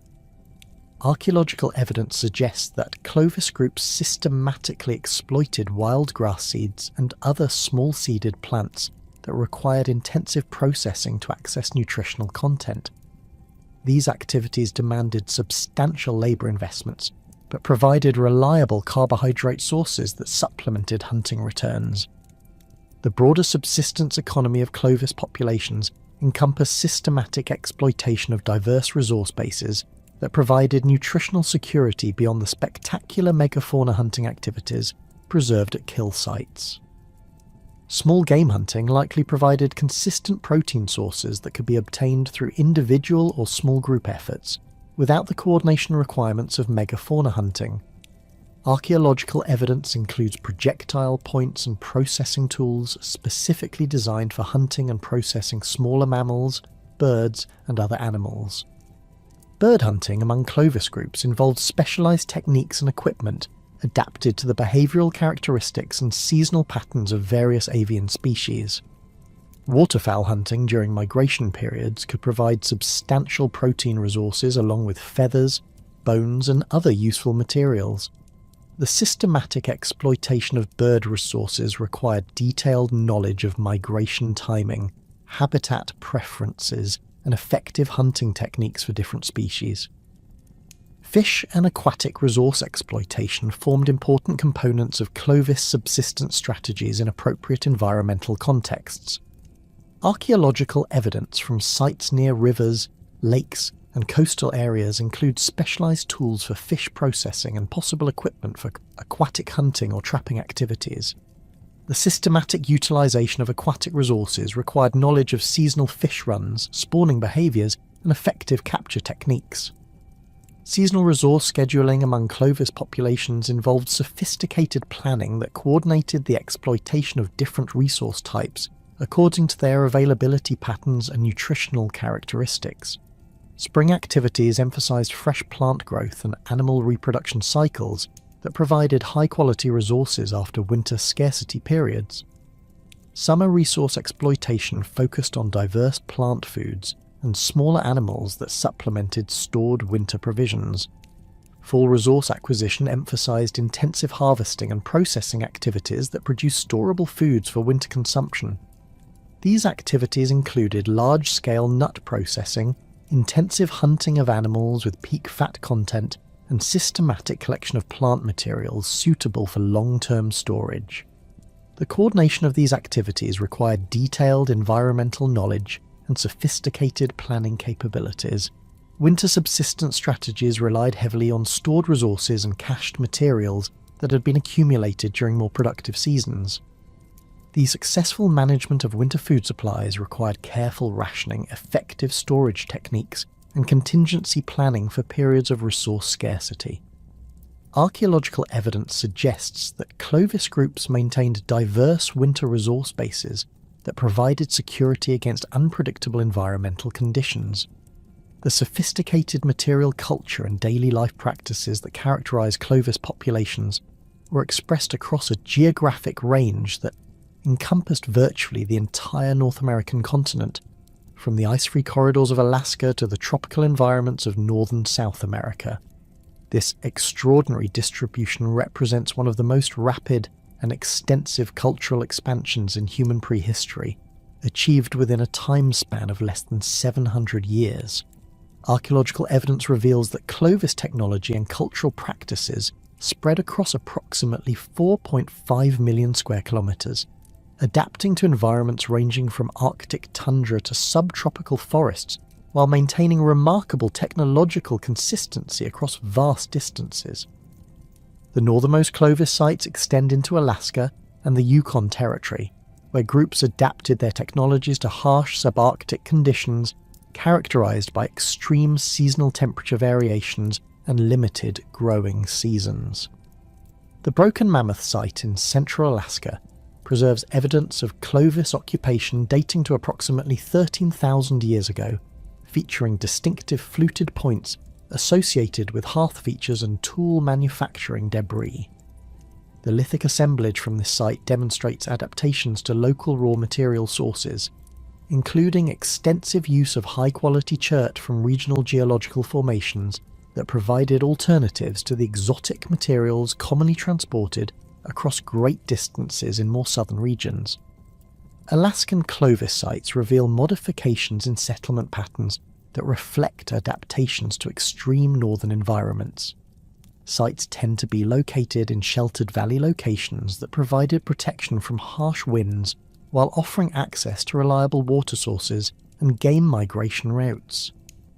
The distribution of these northern sites follows major river systems that served as natural corridors for both human movement and animal migrations, creating predictable zones of resource concentration that could support human populations during brief summer seasons. The technological adaptations evident at northern Clovis sites include modifications in tool design and manufacturing techniques that accommodated the specific challenges of Arctic and subarctic environments. Projectile points from these regions tend to be more robust than their southern counterparts, with thicker cross-sections and reinforced hafting areas that could withstand the extreme stresses associated with hunting large Arctic mammals. The presence of specialized cold weather equipment, including evidence for sophisticated fire-making technologies and possible Arctic clothing adaptations, demonstrates the remarkable flexibility of Clovis cultural systems. Moving southward, the Great Plains region contains the highest density of Clovis sites anywhere in North America, reflecting both optimal environmental conditions for preservation and the exceptional abundance of resources that supported substantial Clovis populations. The Llano Estacado of eastern New Mexico and western Texas alone contains over 50 documented Clovis localities, creating a concentration of archaeological sites unmatched anywhere else on the continent. This density pattern reflects the optimal combination of abundant megafauna populations, extensive high-quality lithic resources, and environmental conditions that favoured both human occupation and archaeological preservation. Plains Clovis sites demonstrate the most intensive megafauna hunting activities documented anywhere in the archaeological record. Sites like Blackwater Draw, Murray Springs and Lena preserve evidence for systematic mammoth and bison hunting that involves sophisticated coordinated strategies and intensive carcass processing activities. The artefact assemblages from these sites include the largest and most elaborate Clovis points known, with some specimens exceeding 15 centimetres in length and displaying exceptional craftsmanship that represents the pinnacle of Clovis lithic technology. The morphological characteristics of Plains Clovis points reflect adaptations to the specific requirements of megafauna hunting in open grassland environments. These implements typically feature broad, robust blades with reinforced tips capable of penetrating the thick hides and dense musculature of mammoth and mastodon. The fluting on plain specimens tends to be particularly well executed, with channels extending up to 2/3 the length of the point and demonstrating the exceptional skill levels achieved by craftsmen in this region. Regional variations in Plains Clovis technology also reflect adaptations to local raw material sources and environmental conditions. Sites in the Colorado Piedmont show extensive use of high-quality Alibates chert obtained from sources in the Texas Panhandle, indicating trade networks or territorial ranges that extended across hundreds of kilometers. The systematic exploitation of these premium raw materials demonstrates the sophisticated logistical planning that enabled Plains Clovis groups to maintain technological standards despite the challenges of resource procurement across vast distances. Eastern North America presents a dramatically different pattern of Clovis site distribution, with occupations scattered across diverse forested environments from the Great Lakes to the Gulf Coast. The lower density of eastern sites compared to plains concentrations likely reflects both environmental factors that influence preservation and different settlement strategies adapted to forested environments with more dispersed resource bases. Eastern Clovis sites tend to occur in association with major river systems, wetland margins, and other landscape features that concentrated resources in otherwise heavily forested regions. The Shawnee Minisink site in Pennsylvania exemplifies Eastern Clovis adaptations to riverine environments that provided access to diverse aquatic and terrestrial resources. Excavations at this site revealed evidence for systematic exploitation of fish, waterfowl, and plant resources alongside more traditional Clovis hunting activities. The artefact assemblage includes specialized tools for processing aquatic resources and plant materials, demonstrating the technological flexibility that enabled Eastern Clovis groups to exploit diverse resource bases. Morphological variations in eastern Clovis points reflect adaptations to forested hunting environments, where different strategies were required for pursuing game in dense vegetation. Eastern specimens tend to be smaller and more finely crafted than their plains counterparts, with thinner cross-sections and more delicate fluting that reflects different functional requirements. The reduced size and weight of eastern points may reflect adaptations to hunting smaller game species, or the need for improved accuracy in forested environments where shot distances were limited by vegetation. The Thunderbird site in Virginia provides exceptional evidence for eastern Clovis lithic procurement strategies through its diverse assemblage of raw materials obtained from sources scattered across the Appalachian region.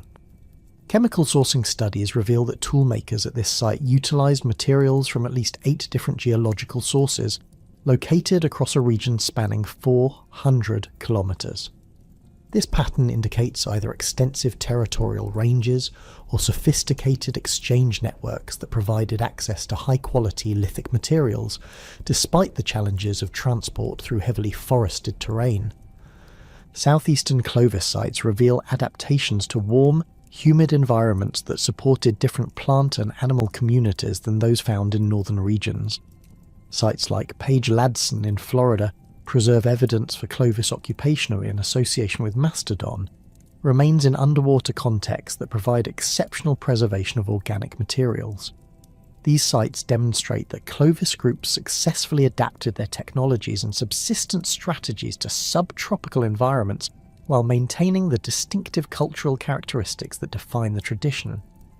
The morphology of southeastern Clovis points shows subtle but consistent differences from specimens found in other regions, including modifications in blade proportions and fluting characteristics that may reflect local stylistic preferences or functional adaptations.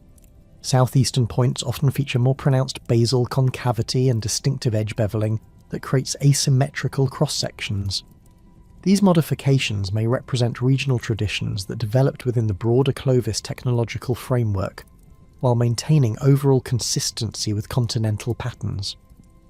Western North America presents perhaps the most diverse range of Clovis adaptations, with sites distributed across environments ranging from Pacific coastal regions to high-elevation mountain valleys.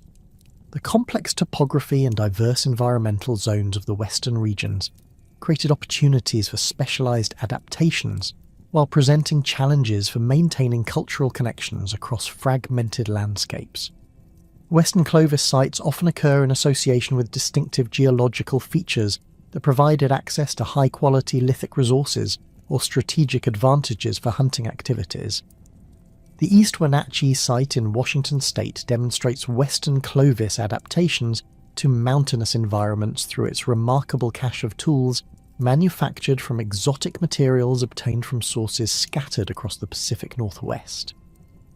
The implements in this cache display exceptional craftsmanship and include some of the most elaborate Clovis points known anywhere, suggesting that Western groups achieve particularly high levels of technological sophistication.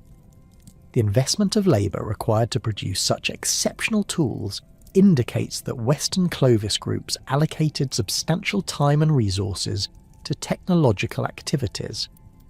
Coastal Clovis adaptations along the Pacific shore involve technologies for exploiting marine and estuarine resources that supplemented terrestrial hunting activities.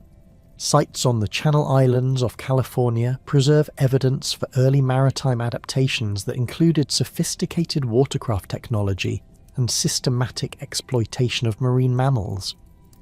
These coastal adaptations demonstrate the remarkable flexibility of Clovis cultural systems in responding to diverse environmental opportunities while maintaining technological and cultural coherence. The relationship between Clovis and contemporary archaeological cultures provides insights into the cultural dynamics of late Pleistocene North America and the processes through which different technological traditions developed and spread. The Folsom culture, which succeeded Clovis across much of the Great Plains after 12,800 years ago, represents a clear technological continuation that maintained many Clovis characteristics while developing distinctive innovations adapted to changing environmental conditions following megafauna extinctions. Folsom projectile points exhibit clear technological relationships to Clovis prototypes, while displaying distinctive modifications that reflect adaptations to different hunting requirements. Folsom points feature more extensive fluting that often extends the full length of the implement, creating extremely thin cross-sections that required exceptional manufacturing skill to produce successfully. The development of this enhanced fluting technology represents a technological intensification that built upon Clovis innovations while pushing lithic manufacturing techniques to new levels of sophistication. The temporal and geographic overlap between late Clovis and early Folsom occupations suggests a gradual transition rather than abrupt replacement of one culture by another.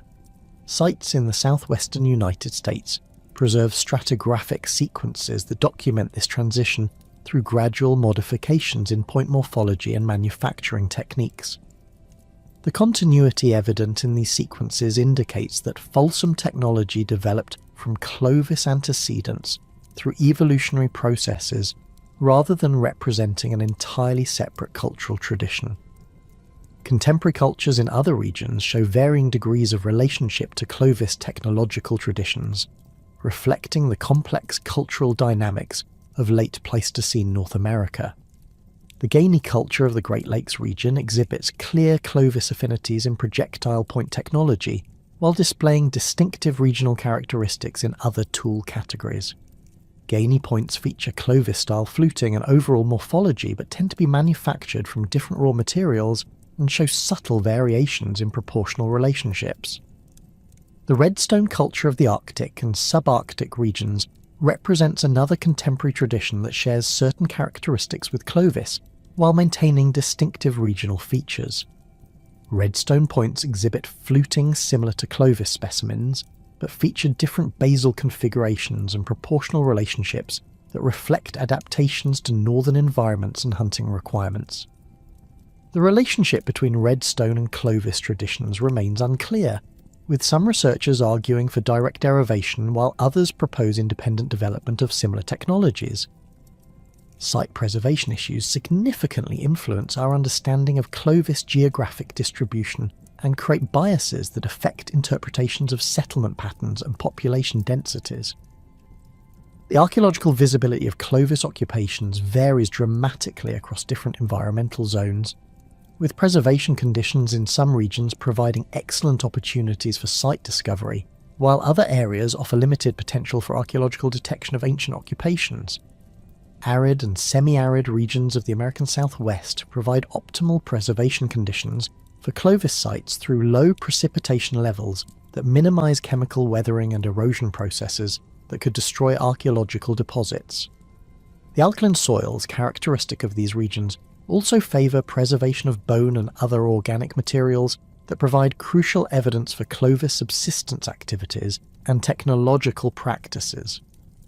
The high visibility of artefacts in desert environments facilitates site discovery and creates sampling biases that may overrepresent Clovis occupation of arid regions. Forested regions of eastern North America present significant challenges for Clovis site preservation and discovery through acidic soil conditions that destroy bone materials and dense vegetation that obscures surface artifacts. The deep soil development characteristic of forested environments often buries archaeological deposits beneath substantial overburden that makes site detection difficult without systematic subsurface testing. These preservation and visibility issues likely result in significant underrepresentation of eastern Clovis populations in the archaeological record. Coastal regions present particular challenges for understanding Clovis distributions due to sea level changes that have submerged many potential sites beneath modern ocean waters.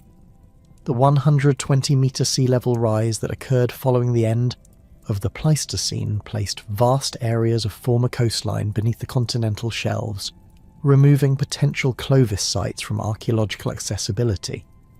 The few coastal Clovis sites that remain accessible on modern land surfaces may represent only a small fraction of the original coastal occupation pattern. Glaciated regions of northern North America experienced substantial landscape modifications following ice sheet retreat that destroyed or deeply buried many potential Clovis sites. The complex depositional and erosional processes associated with glacial retreat created geological contexts that are unfavourable for archaeological preservation and site detection. The apparent scarcity of Clovis sites in formerly glaciated regions may reflect these preservation issues rather than actual absence of ancient human occupation. Alluvial environments along major river systems present both opportunities and challenges for Clovis site preservation. Floodplain deposits can provide excellent preservation conditions for archaeological materials while simultaneously burying sites beneath substantial sediment accumulations that make discovery difficult. The dynamic nature of river systems also creates erosional processes that can destroy sites while exposing others, resulting in complex preservation patterns that influence archaeological sampling. The systematic biases created by differential preservation and site visibility significantly affect interpretations of Clovis settlement patterns and population distributions. Regions with optimal preservation conditions may appear to have supported much higher population densities than areas where preservation is poor, creating false impressions of prehistoric demographic patterns.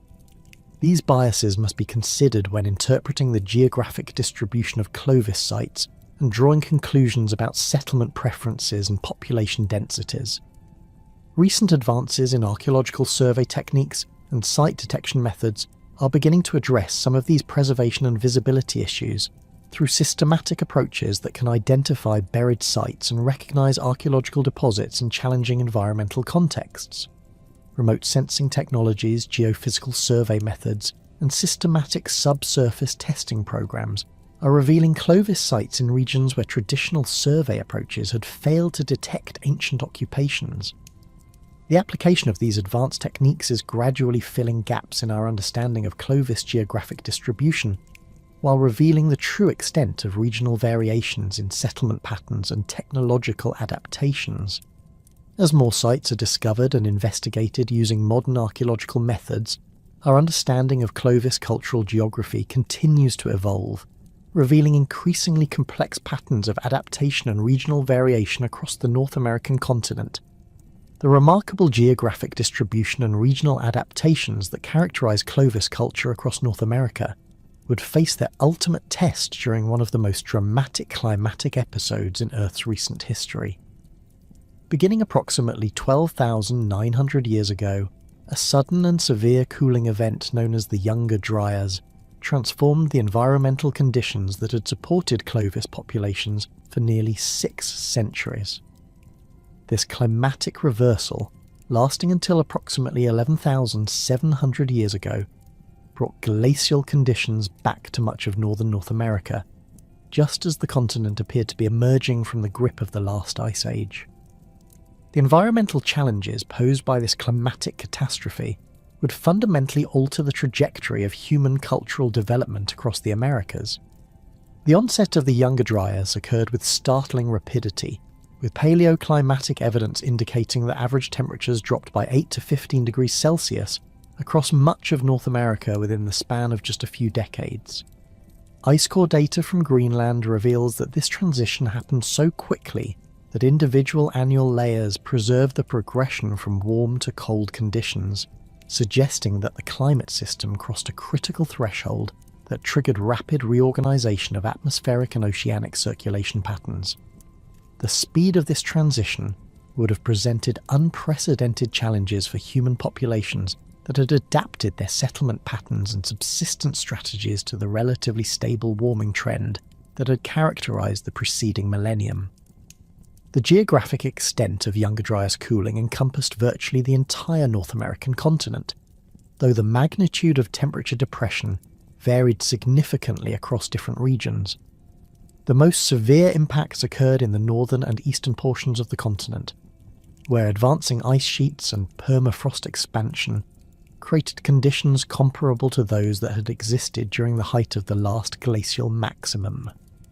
The Great Lakes region experienced particularly dramatic changes, with ice sheets advancing southward from Canada to reoccupy areas that had been ice-free for several thousand years. Vegetation patterns across North America underwent massive reorganization in response to the rapid cooling and increased aridity that characterized the Younger Dryas period. Spruce and fir forests that had been expanding northward during the preceding warm interval were forced to retreat southward, while grassland and steppe vegetation expanded across much of the continental interior. The mixed deciduous forests that had been developing across the eastern United States contracted dramatically, replaced by boreal species adapted to colder conditions and shorter growing seasons. The speed of these vegetation changes created ecological disruptions that cascaded through entire food webs, affecting both plant and animal communities that had provided essential resources for Clovis populations. Paleobotanical evidence from sites across the continent documents the disappearance of many plant species that had formed important components of late Pleistocene ecosystems, while others shifted their geographic ranges by hundreds of kilometres within just a few centuries. These rapid changes in plant communities disrupted the seasonal resource scheduling that had enabled Clovis groups to maintain their mobile lifestyle across vast territories. Pollen records from lake sediments and bog deposits provide detailed documentation of vegetation responses to younger dryas, cooling across different regions of North America. In the Great Plains, grassland species that had supported large herbivore populations gave way to sparse, cold-adapted vegetation that could support much lower animal biomass. The productive parkland environments that had characterized the transition zones between forests and grasslands largely disappeared, replaced by more homogeneous vegetation communities with reduced species diversity and lower overall productivity. The eastern deciduous forests that have been expanding across much of the southeastern United States experienced dramatic contractions as cold-adapted conifers advanced from northern refugia. Oak, hickory, and other deciduous species that had provided important nut crops for human populations retreated to small refugial areas in the southern Appalachians and Gulf coastal plain. The loss of these productive forest ecosystems eliminated crucial plant resources that had supplemented hunting returns and provided essential carbohydrates for human populations. Animal populations responded to these vegetation changes through complex patterns of migration, population decline, and local extinction that fundamentally altered the resource base available to human hunters. The massive herds of megafauna that had characterized late Pleistocene North America began experiencing severe population stress as their preferred habitats disappeared or became fragmented. Mammoth populations, already under pressure from human hunting activities, faced additional challenges as the grassland and parkland environments they required contracted dramatically across their former ranges. The timing of megafauna extinctions across North America corresponds closely with the onset of Younger Dryas cooling, though disentangling the relative contributions of climatic stress and human hunting pressure remains one of the most contentious issues in Pleistocene archaeology.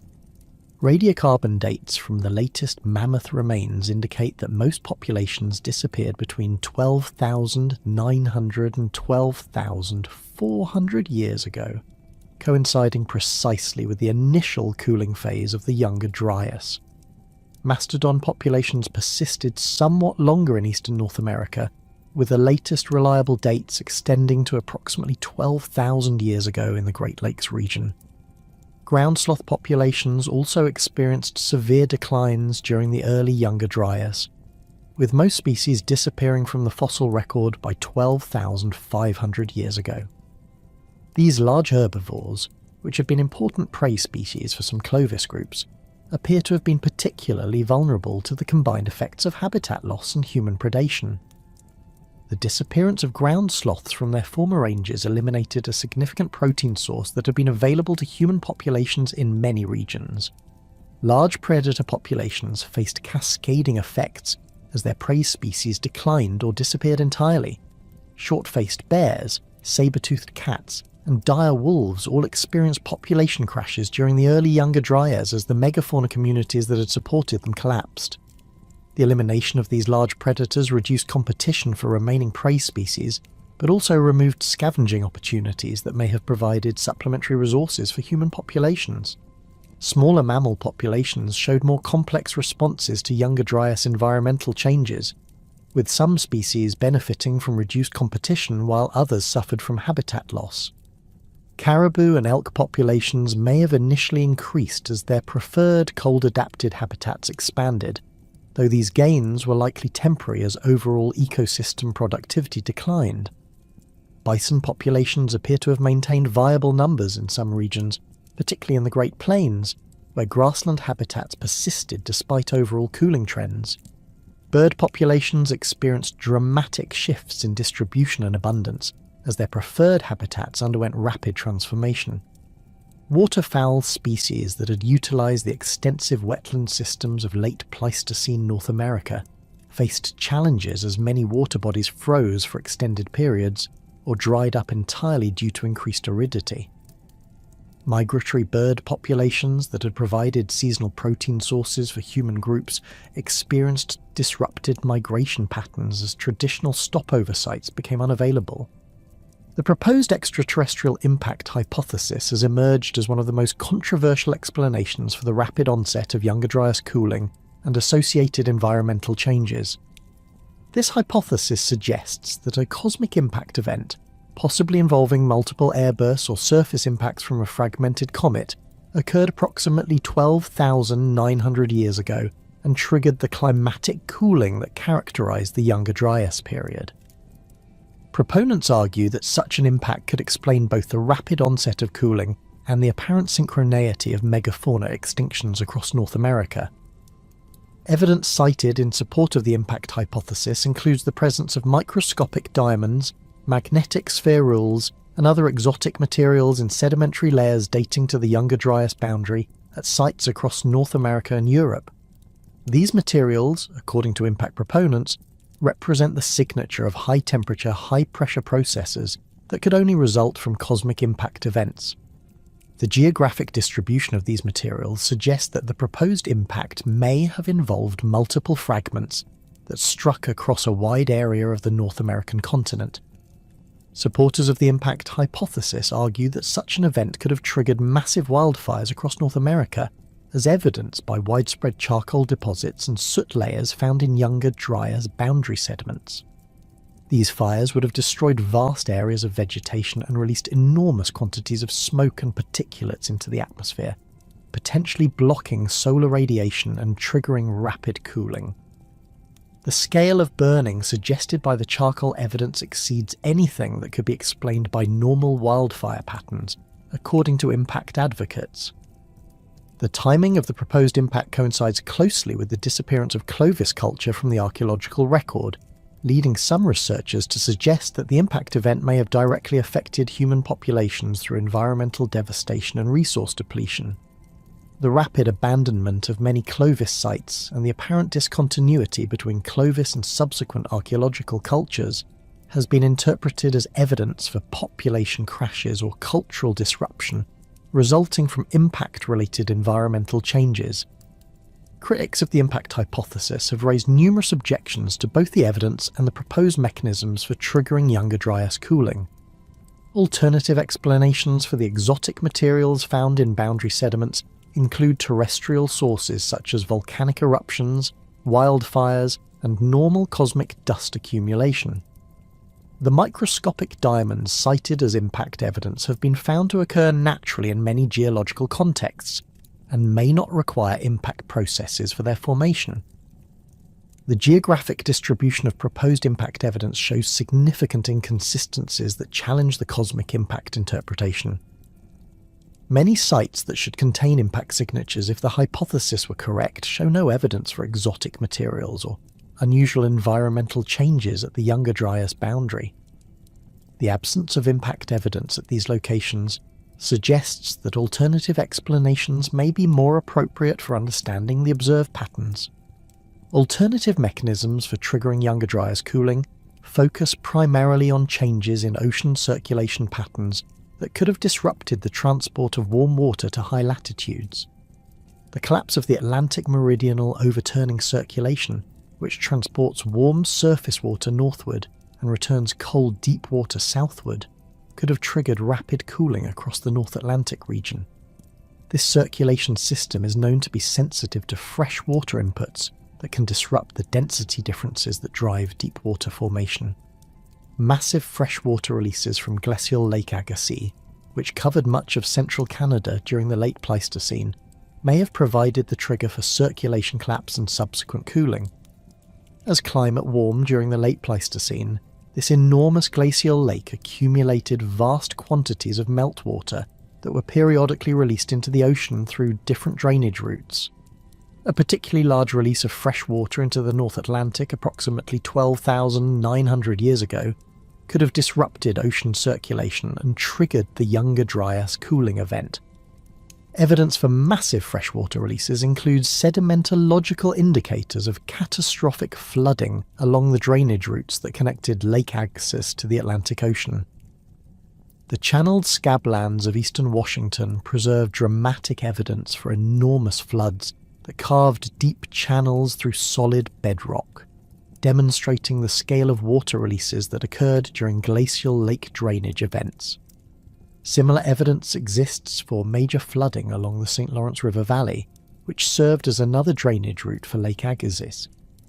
The timing of these drainage events corresponds closely with the onset of Younger Dryas cooling, supporting the hypothesis that freshwater releases triggered circulation changes that caused rapid climate deterioration. Computer models of ocean circulation demonstrate that freshwater inputs of the magnitude suggested by geological evidence could indeed disrupt the Atlantic circulation system and trigger cooling patterns similar to those observed during the Younger Dryas. Volcanic activity represents another potential trigger for Younger Dryas cooling through the injection of sulfur dioxide and particulates into the atmosphere. Large volcanic eruptions can cause temporary global cooling by reflecting solar radiation and altering atmospheric chemistry. The Laker Sea eruption in Germany, which occurred approximately 12,900 years ago, has been proposed as a potential trigger for Younger Dryas cooling, though the scale of this eruption appears insufficient to explain the magnitude and duration of observed climate changes. Solar variability may have contributed to Younger Dryas cooling through reductions in solar irradiance that affected global energy budgets. Proxy records of solar activity suggest that solar output may have been reduced during the Younger Dryas period, though the magnitude of these changes appears too small to account for the observed cooling without amplification through feedback mechanisms in the climate system. Clovis populations responded to these environmental challenges through various adaptive strategies that reflected both the flexibility of their cultural systems and the constraints imposed by rapidly changing conditions. Archaeological evidence for these responses includes changes in settlement patterns, technological modifications, and apparent shifts in subsistence strategies that enabled some groups to survive the initial phases of environmental deterioration. Site abandonment patterns during the early Younger Dryas suggest that many Clovis groups were forced to abandon territories that had become unsuitable for human occupation due to resource depletion or climatic deterioration. The northern margins of Clovis distribution show particularly clear evidence for site abandonment, with many locations that had supported human occupation during the preceding warm period showing no evidence for continued use after 12,900 years ago. Technological responses to environmental challenges included modifications in tool design and manufacturing techniques that reflected changing resource availability and hunting requirements. Projectile points from late Clovis contexts show increased standardization and reduced size variation, possibly reflecting more intensive curation of lithic resources as high-quality raw materials became more difficult to obtain. The increased frequency of tool resharpening and recycling evident at some late Clovis sites suggests that groups were experiencing resource stress that required more intensive management of their technological inventories. Subsistence diversification appears to have been a crucial adaptive strategy for Clovis groups facing the collapse of megafauna populations and changing plant communities. Archaeological assemblages from late Clovis sites show increased emphasis on smaller game species and more intensive exploitation of plant resources, suggesting that groups were broadening their resource base in response to the disappearance of preferred prey species. The development of new hunting technologies adapted to smaller prey species may have enabled some groups to maintain viable subsistence strategies despite the loss of megafauna. population responses to environmental stress likely included both demographic decline and geographic reorganisation, as groups abandoned marginal territories and concentrated in areas with more reliable resource bases. The apparent discontinuity between Clovis and subsequent archaeological cultures suggests that many populations may not have survived the environmental challenges of the early Younger Dryas, though some groups clearly persisted and eventually developed the technological traditions that characterised post-Clovis cultures. Regional variation in adaptive responses reflects the diverse environmental conditions that different Clovis populations encountered during the Younger Dryas period.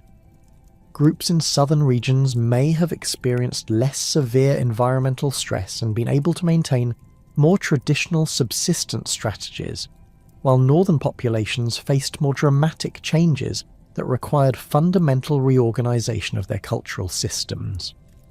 The differential survival of Clovis populations across different regions may have contributed to the regional diversity that characterised subsequent archaeological cultures. The social implications of environmental stress during the Younger Dryas likely included increased competition for diminishing resources and possible breakdown of the extensive social networks that had facilitated Clovis expansion across the continent.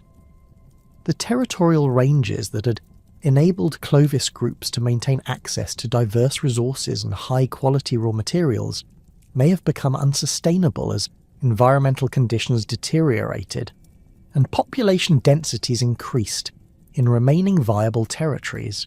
The environmental catastrophes that mark the onset of the Younger Dryas period created conditions that would prove fatal not only for North America's spectacular megafauna populations, but also for the sophisticated hunting culture that had evolved to exploit them.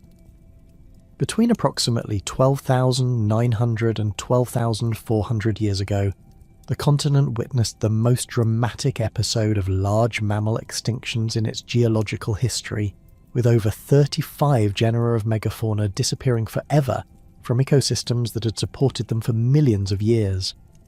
This extinction event coincided precisely with the final centuries of Clovis culture, creating one of archaeology's most compelling yet contentious debates about the relationship between human hunting practices and ecosystem collapse. The scale and selectivity of late Pleistocene extinctions in North America far exceeded similar events on other continents, suggesting that unique factors were operating in the Americas during this critical period. Mammoths, mastodons, giant ground sloths, saber-toothed cats, short-faced bears, American horses, camels, and dozens of other large mammal species vanished from the fossil record within a time span of less than 500 years. This represents an extinction rate approximately 100 times higher than the background rate that had characterised the preceding million years of Pleistocene history. The size-selective nature of these extinctions provides crucial insights into the mechanisms that drove species to extinction during this period. Virtually all mammals weighing more than 45 kilograms disappeared from North America, while smaller species showed much lower extinction rates. This pattern strongly suggests that body size itself was a critical factor determining survival, though the specific mechanisms linking large body size to extinction risk remain subjects of intense scientific debate. Radiocarbon dating of the latest megafauna remains reveals a complex temporal pattern of extinctions that unfolded across several centuries rather than representing a single catastrophic event. Mammoth populations appear to have been among the first casualties, with most mainland populations disappearing between 12,900 and 12,700 years ago. Mastodon extinctions followed slightly later, with the latest reliable dates from the Great Lakes region extending to approximately 12,400 years ago. Ground sloths persisted somewhat longer in some regions, with terminal dates ranging from 12,600 to 12,000 years ago depending on species and geographic location. The chronological relationship between megafauna extinctions and Clovis archaeological sites provides compelling evidence for human involvement in these population collapses. Statistical analyses of radiocarbon dates from both archaeological and paleontological contexts reveal significant overlap between the final centuries of megafauna survival and the peak period of Clovis hunting activity. Sites like Blackwater Draw, Murray Springs and Lena preserve direct evidence for Clovis hunting of mammoth and mastodon during the precise time interval when these species were approaching extinction. The overkill hypothesis, first articulated by paleontologist Paul Martin in the 1960s, proposes that human hunting pressure was the primary driver of Pleistocene megafauna extinctions in North America. This model suggests that the arrival of sophisticated hunters equipped with effective weaponry created unprecedented predation pressure on naive prey populations that had evolved no behavioural defences against human predators. The rapid spread of Clovis technology across the continent would have exposed megafauna populations to intensive hunting pressure within a time span too brief for evolutionary adaptation. Computer simulations of human megafauna interactions support the plausibility of hunting-driven extinctions under certain demographic and behavioural assumptions. Models incorporating realistic parameters for human population growth, hunting efficiency, and megafauna reproductive rates demonstrate that relatively small founding populations of skilled hunters could drive large herbivore species to extinction within a few centuries. These simulations suggest that extinction risk was particularly high for species with slow reproductive rates and large body sizes that made them attractive targets for human hunters. The naivety of megafauna populations toward human predators represents a crucial factor in overkill scenarios, as animals that had never encountered human hunters would have lacked appropriate avoidance behaviours. Ethnographic studies of hunting in regions where large mammals had no previous exposure to human predation document remarkably high success rates for hunters pursuing naive prey. The absence of human populations in North America prior to the late Pleistocene would have left megafauna species completely unprepared for the novel predation pressure represented by skilled hunters armed with sophisticated weaponry. Archaeological evidence for intensive megafauna exploitation by Clovis hunters includes not only the dramatic kill sites that preserve direct evidence of hunting activities, but also the broader patterns of tool design and settlement organisation that reflect specialisation for large game hunting.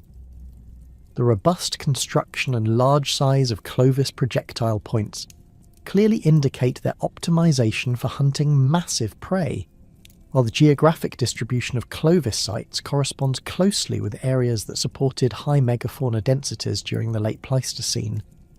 The efficiency of Clovis hunting technology, demonstrated through experimental archaeology and analysis of kill site evidence, supports arguments for significant human impact on megafauna populations. Properly hafted, Clovis points propelled by atlatls possess sufficient penetrating power to inflict lethal wounds on the largest Pleistocene mammals. While the coordinated hunting strategies evidenced at sites like Murray Springs enabled small groups of hunters to kill multiple animals during single hunting episodes. The systematic butchering practices documented at Clovis kill sites indicate thorough utilisation of carcasses that maximised returns from successful hunts. Critics of the overkill hypothesis argue that climate change during the Younger Dryas period provides a more compelling explanation for megafauna extinctions through habitat destruction and resource limitation. The rapid cooling and increased aridity that characterised this period caused massive vegetation changes that eliminated or fragmented the habitats required by large herbivore populations. Grassland and parkland environments that had supported mammoth and mastodon populations contracted dramatically, while forest ecosystems underwent major compositional changes that affected browse availability for woodland species. Paleo-environmental reconstructions document the severity of habitat changes that occurred during the early Younger Dryas period across North America. Pollen records from sites throughout the Great Plains reveal the replacement of productive grassland communities by sparse, cold-adapted vegetation that could support much lower herbivore biomass. The mixed parkland environments that had characterised the transition zones between forests and grasslands largely disappeared, eliminating crucial habitat for species that required access to both woody browse and open grazing areas. The timing of vegetation changes corresponds closely with the onset of megafauna extinctions, supporting arguments for climate-driven habitat loss as a primary extinction mechanism. Rapid shifts in plant communities would have created severe nutritional stress for herbivore populations that had adapted to specific vegetation types over thousands of years. Species with narrow dietary requirements or limited mobility would have been particularly vulnerable to habitat changes that occurred faster than evolutionary adaptation could compensate. Drought conditions during the Younger Dryas period may have created additional stress for megafauna populations through reduced water availability and increased competition for remaining resources. Paleoclimatic evidence indicates that much of North America experienced significantly reduced precipitation during this period, causing the desiccation of wetland habitats and the concentration of remaining water sources. The increased crowding around limited water sources would have intensified competition between species while creating optimal conditions for disease transmission and predation. The synergistic effects of climate change and human hunting pressure likely created a deadly combination that made megafauna extinctions virtually inevitable once both factors were operating simultaneously. Climate-induced habitat loss would have reduced carrying capacity for large herbivore populations, while concentrating remaining animals in refugial areas where they became more vulnerable to human hunters. The physiological stress caused by nutritional limitation and environmental change would have reduced reproductive success and increased mortality rates, making populations less resilient to additional mortality from hunting. Mathematical models incorporating both climatic and anthropogenic factors demonstrate that extinction risk increases exponentially when multiple stressors operate simultaneously rather than independently. Populations that might have survived either climate change or hunting pressure alone become vulnerable to extinction when faced with both challenges simultaneously. The timing of human arrival in North America during a period of major climatic instability created conditions that maximized extinction risk for large mammal species. Regional variations in extinction timing and patterns provide additional insights into the relative importance of different causal factors across the continent. Areas that experienced the most severe climatic changes, such as the northern Great Plains and the Great Lakes region, show earlier extinction dates for most megafauna species. Conversely, regions with more stable climatic conditions, such as parts of the southeastern United States, preserve evidence for slightly later survival of some species, though ultimate extinction was universal across all regions. The differential survival of various megafauna species provides clues about the specific factors that determined extinction risk during this period. Mammoths and mastodons, which were clearly targeted by Clovis hunters and required specific habitat conditions, were among the first species to disappear. Ground sloths, which were less frequently hunted but had very slow reproductive rates, survived somewhat longer but ultimately succumbed to the combined pressures of habitat loss and occasional human predation. Smaller megafauna species such as giant beavers and large carnivores experienced extinction patterns that suggest different causal mechanisms than those affecting the largest herbivores. Giant beavers required specific aquatic habitats that may have been particularly vulnerable to climatic changes, while large carnivores faced cascading effects from the collapse of their prey base. The extinction of short-faced bears, saber-toothed cats, and dire wolves followed the disappearance of their primary prey species, suggesting that predator extinctions were secondary effects of herbivore population collapses. The survival of bison populations through the extinction event provides important insights into the factors that enabled some large mammals to persist, while others disappeared. Bison possess several characteristics that may have enhanced their survival prospects, including relatively fast reproductive rates, behavioral flexibility that enabled exploitation of diverse habitats, and herd structures that provided protection against predators. The continued presence of viable bison populations also demonstrates that habitat changes during the Younger Dryas were not uniformly catastrophic across all ecosystems. Archaeological evidence for changing Clovis subsistence strategies during the extinction period reveals the cultural impacts of megafauna population collapses on human populations. Late Clovis sites show increased emphasis on smaller game species and more intensive exploitation of plant resources suggesting that hunting groups were forced to diversify their subsistence base as preferred prey species became increasingly scarce. Tool assemblages from these sites include more implements designed for processing smaller animals and plant materials, indicating technological adaptations to changing resource availability. The apparent abandonment of many traditional Clovis territories during the extinction period suggests that some regions became unsuitable for human occupation as megafauna populations collapsed. Sites in the northern Great Plains and other areas that had supported intensive Clovis occupation show evidence for reduced human activity or complete abandonment after 12,700 years ago. This pattern indicates that the loss of megafauna resources had profound impacts on human settlement patterns and population distributions. Technological changes evident in late Clovis assemblages reflect adaptations to new hunting requirements and resource constraints imposed by megafauna extinctions. Projectile points from terminal Clovis contexts show modifications in size and design that suggest adaptation to smaller prey species, while the increased frequency of tool recycling and curation indicates resource stress that required more intensive management of lithic materials.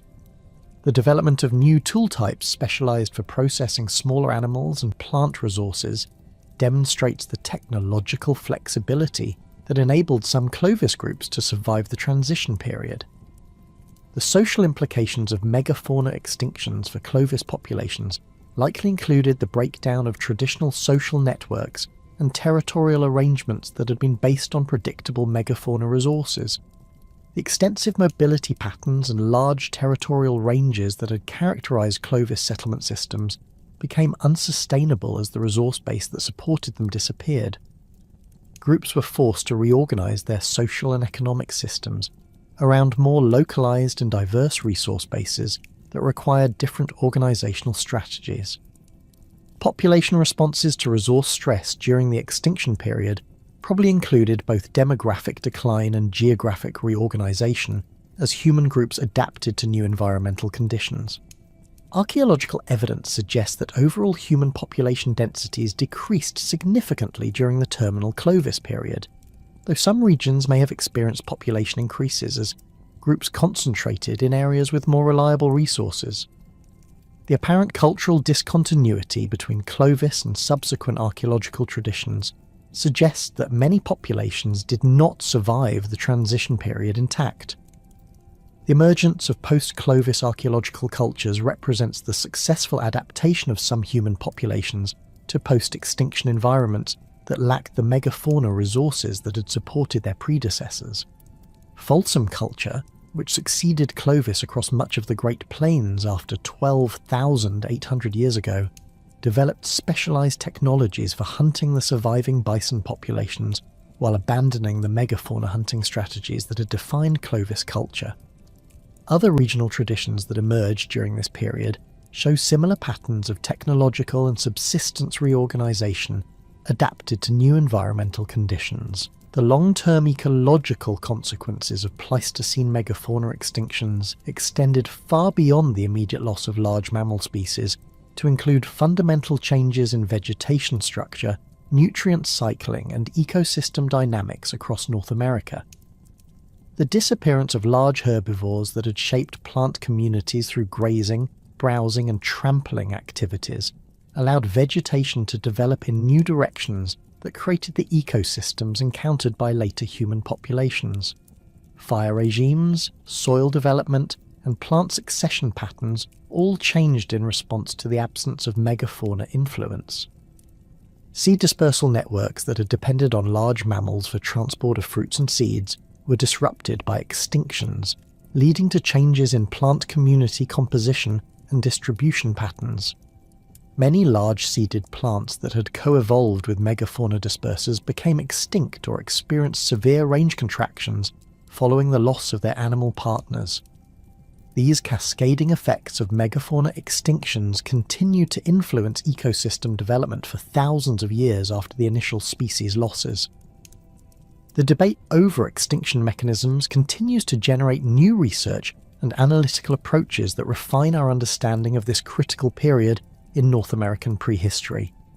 Advances in radiocarbon dating techniques, ancient DNA analysis, and paleo-environmental reconstruction methods are providing increasingly detailed pictures of extinction chronologies and environmental conditions during the terminal Pleistocene. These new data sources are enabling more sophisticated tests of competing hypotheses while revealing the complex interactions between climatic, ecological, and anthropogenic factors that shaped extinction patterns. Ancient DNA studies of megafauna populations are beginning to reveal the demographic histories of extinct species during their final millennia, providing insights into population bottlenecks, genetic diversity, and evolutionary responses to environmental change. These genetic data complement traditional paleontological approaches by revealing population dynamics that are not apparent from fossil evidence alone.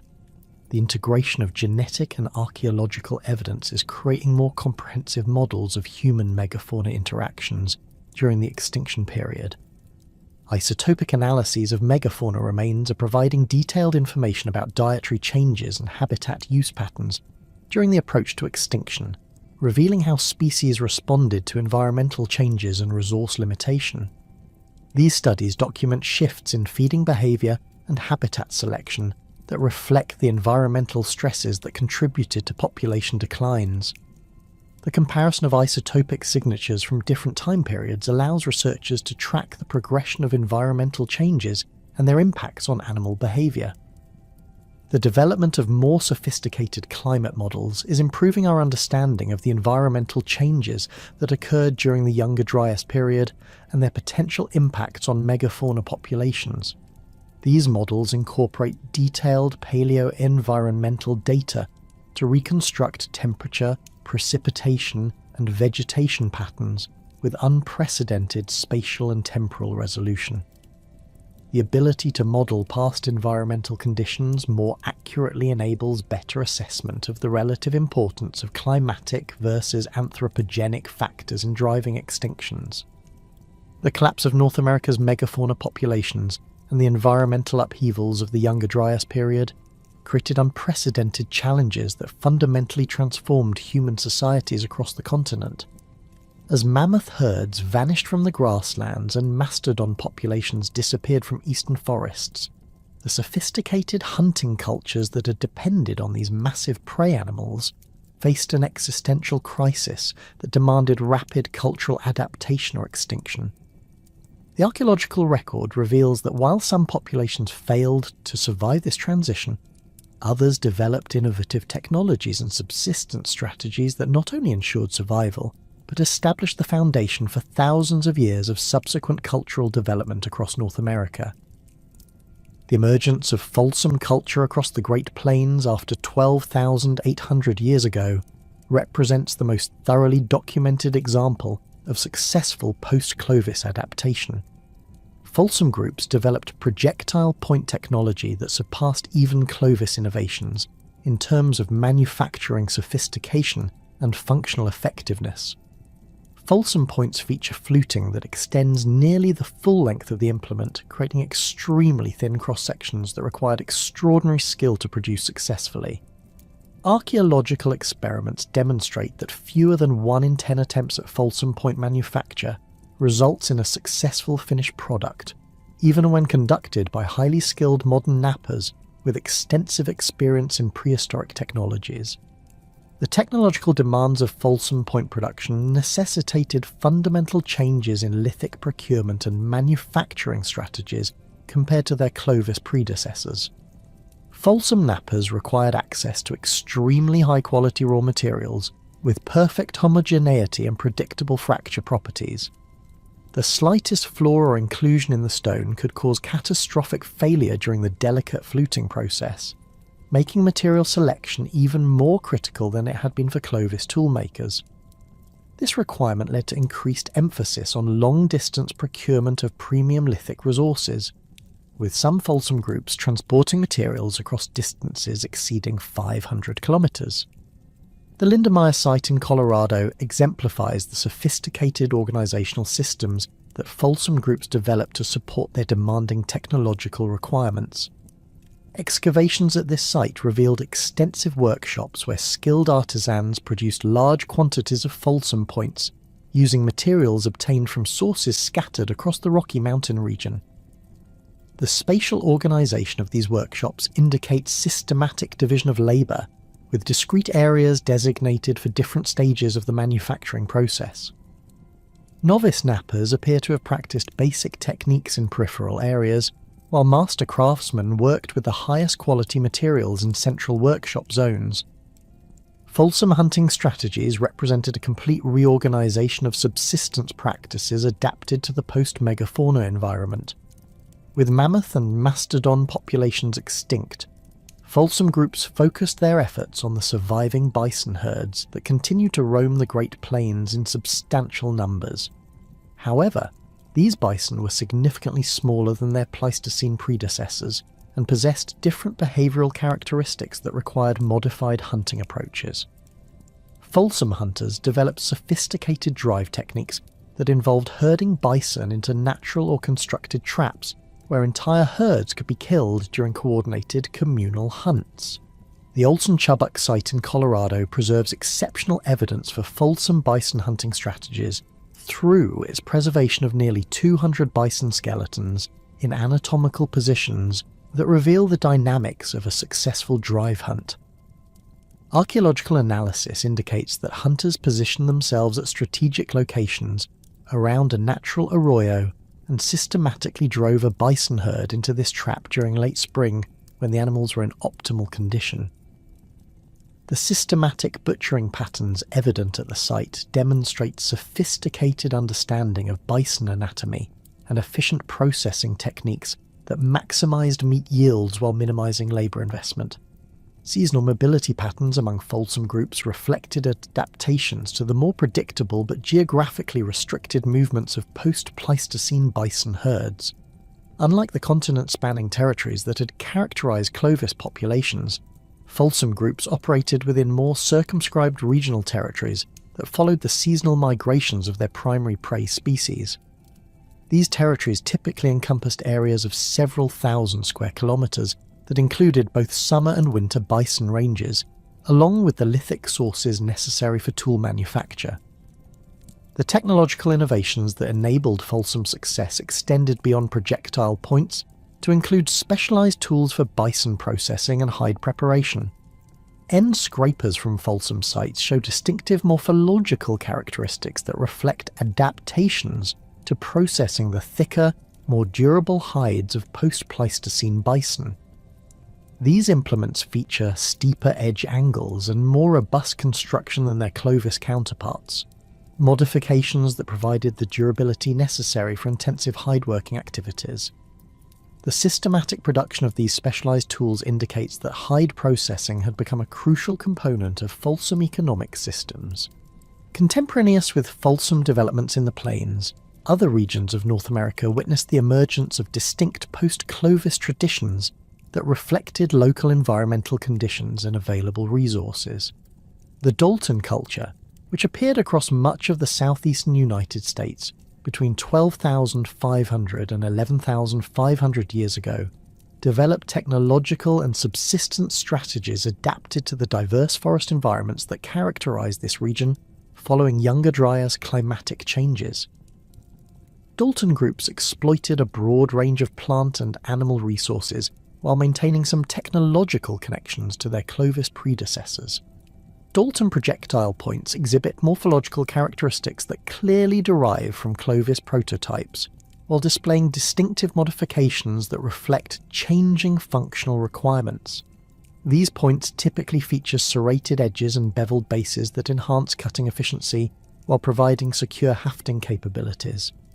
The serrated edges, created through systematic pressure flaking that produced sharp projections along the blade margins, increase the effective cutting surface area and may have improved penetration characteristics when hunting smaller game species that had become primary targets following megafauna extinctions. The technological versatility evident in Dalton tool assemblages reflects the diverse subsistence activities that characterized post-Clovis adaptations in southeastern environments. Dalton sites contain extensive arrays of plant processing equipment, including grinding stones, mortars, and specialized cutting implements designed for working with various botanical materials. These tools show distinctive wear patterns indicating intensive use in processing nuts, seeds, roots, and other plant foods that provided essential carbohydrates and supplemented hunting returns.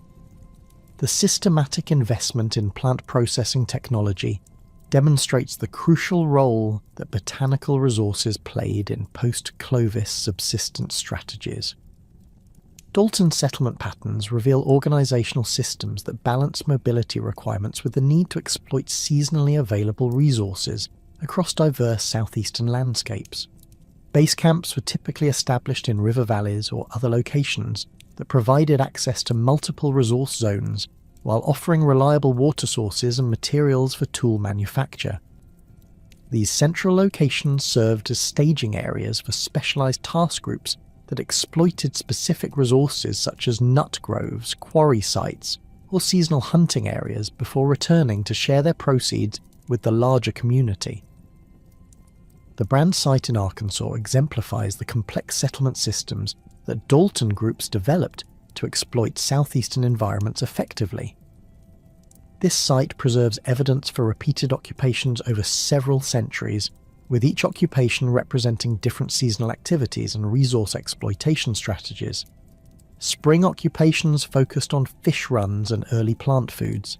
Summer activities emphasized diverse foraging and small game hunting, while fall occupations involved intensive nut processing and preparation for winter resource scarcity. The systematic reoccupation of optimal locations demonstrates sophisticated territorial management that maximized resource yields while minimizing travel costs. Technological diversification among Dalton populations included the development of specialized tools for aquatic resource exploitation that had not been prominent components of Clovis assemblages.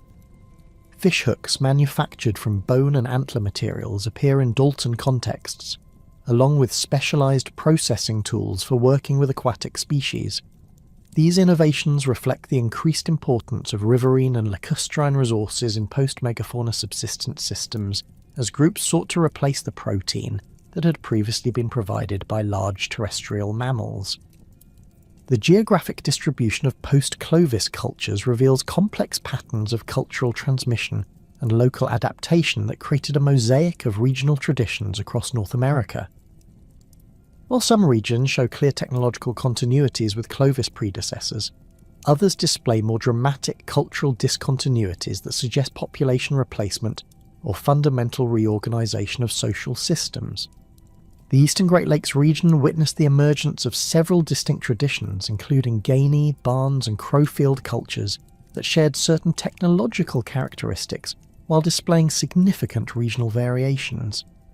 Gainey culture, distributed across portions of Michigan, Ohio, and adjacent areas between 12,800 and 12,400 years ago, represents one of the clearest examples of technological continuity with Clovis traditions.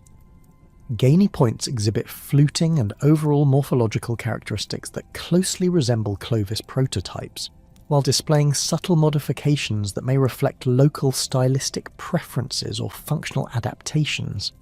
The geographic distribution of Gainey sites suggests that these populations maintained some of the extensive territorial ranges that had characterized their Clovis predecessors, though at reduced scales that reflected changing resource availability.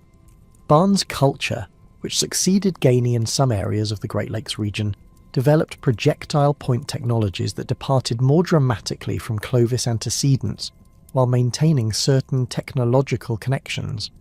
Barnes points feature distinctive notched bases and modified fluting techniques that created different hafting configurations compared to earlier traditions. These technological innovations may reflect adaptations to different prey species or hunting strategies that became necessary as post-Younger Dryas environments continued to evolve. The Crowfield culture of southern Ontario represents an even more dramatic departure from Clovis technological traditions through its development of distinctive fluted points with unique morphological characteristics. Crowfield points feature pronounced basal ears and modified fluting patterns that created hafting systems unlike any seen in earlier traditions. The limited geographic distribution of crowfield culture suggests that it may represent a local adaptation to specific environmental conditions in the Great Lakes region, rather than a widespread technological tradition. Western North America witnessed the emergence of several distinct post-Clovis traditions that reflected the diverse environmental conditions and resource bases available across this vast and topographically complex region. The Hasket culture of the northern Intermountain West developed projectile point technologies that maintained some Clovis characteristics while displaying modifications adapted to local hunting requirements. Hasket points typically feature reduced fluting and distinctive base configurations that may have provided advantages when hunting the mountain sheep and other species that inhabited high elevation environments. Stemmed point traditions that emerged across much of the western United States after 12,500 years ago represent more dramatic departures from Clovis technological patterns. These traditions, including western stemmed, windust and related complexes, developed projectile point technologies that abandoned fluting entirely in favour of stemmed hafting systems that may have provided superior performance characteristics under certain conditions. The widespread adoption of stem point technologies across diverse Western environments suggests that these innovations offered significant functional advantages over fluted point systems. The technological diversity evident in Western stem point traditions reflects adaptations to the varied environmental conditions and resource bases that characterize different subregions of Western North America. Desert environments favoured projectile point designs optimised for hunting smaller game species and processing diverse plant resources, while mountain regions required tools adapted to high elevation hunting and specialised resource extraction activities. Coastal areas witnessed the development of technologies for exploiting marine and estuarine resources that supplemented terrestrial hunting and gathering activities. Population dispersal patterns during the post-Clovis period created opportunities for cultural innovation and regional specialisation that had been constrained by the continent-spanning uniformity of Clovis culture. As human populations became more geographically isolated due to reduced mobility and smaller territorial ranges, different groups began developing distinct solutions to similar environmental challenges. This process of cultural diversification established the foundation for the remarkable cultural diversity that would characterize North American indigenous societies for thousands of years. The mechanisms of cultural transmission during the post-Clovis period appear to have operated at more localized scales than the extensive networks that had maintained Clovis technological standardization across the continent. Archaeological evidence suggests that information exchange continued between neighbouring groups through seasonal aggregations and intermarriage networks, but the rapid pace of technological change evident in post-Clovis assemblages indicates that innovation was occurring faster than it could be transmitted across large distances. This acceleration of cultural evolution reflects both the environmental pressures that demanded rapid adaptation and the reduced constraints on innovation that resulted from decreased cultural contact. Settlement pattern changes during the post-Clovis period reflect fundamental reorganizations of social and economic systems that adapted human societies to post-megafauna environments. The highly mobile, extensive territorial systems that had characterized Clovis populations gave way to more sedentary adaptations that emphasized intensive exploitation of localized resource bases. This transition involved not only changes in mobility patterns, but also modifications in social organization, technological systems, and subsistence strategies that created entirely new forms of human adaptation. The development of more intensive plant exploitation strategies represents one of the most significant changes in post-Clovis subsistence systems. Archaeological evidence indicates that many post-Clovis groups invested substantial labour in plant processing activities that had been secondary components of Clovis economic systems. The systematic collection, processing and storage of nuts, seeds, roots, and other plant foods required sophisticated scheduling of seasonal activities and development of specialized technologies for extracting maximum nutritional value from botanical resources. Nut processing activities became particularly important components of post-Clovis subsistence systems across much of eastern North America, where oak, hickory, walnut, and other mass-producing species provided abundant fall harvests. Archaeological sites from this period contain extensive evidence for nut processing, including grinding stones, storage pits, and specialized cracking tools that enabled efficient extraction of nut meats. The labor investment required for systematic nut processing necessitated more sedentary settlement patterns that allowed groups to remain in proximity to productive groves during harvest seasons. Seed processing technologies also underwent significant development during the post-Clovis period, as groups sought to exploit the diverse grass and forb species that colonized disturbed environments following Younger Dryas climatic changes. Small-seeded plants required intensive processing to extract meaningful nutritional returns, but they offered the advantage of being available across broad geographic areas and multiple seasons. The development of efficient seed processing techniques enabled post-Clovis groups to exploit these abundant but labor-intensive resources effectively. Root and tuber exploitation became increasingly important in many regions as groups developed sophisticated techniques for locating, harvesting, and processing underground plant storage organs.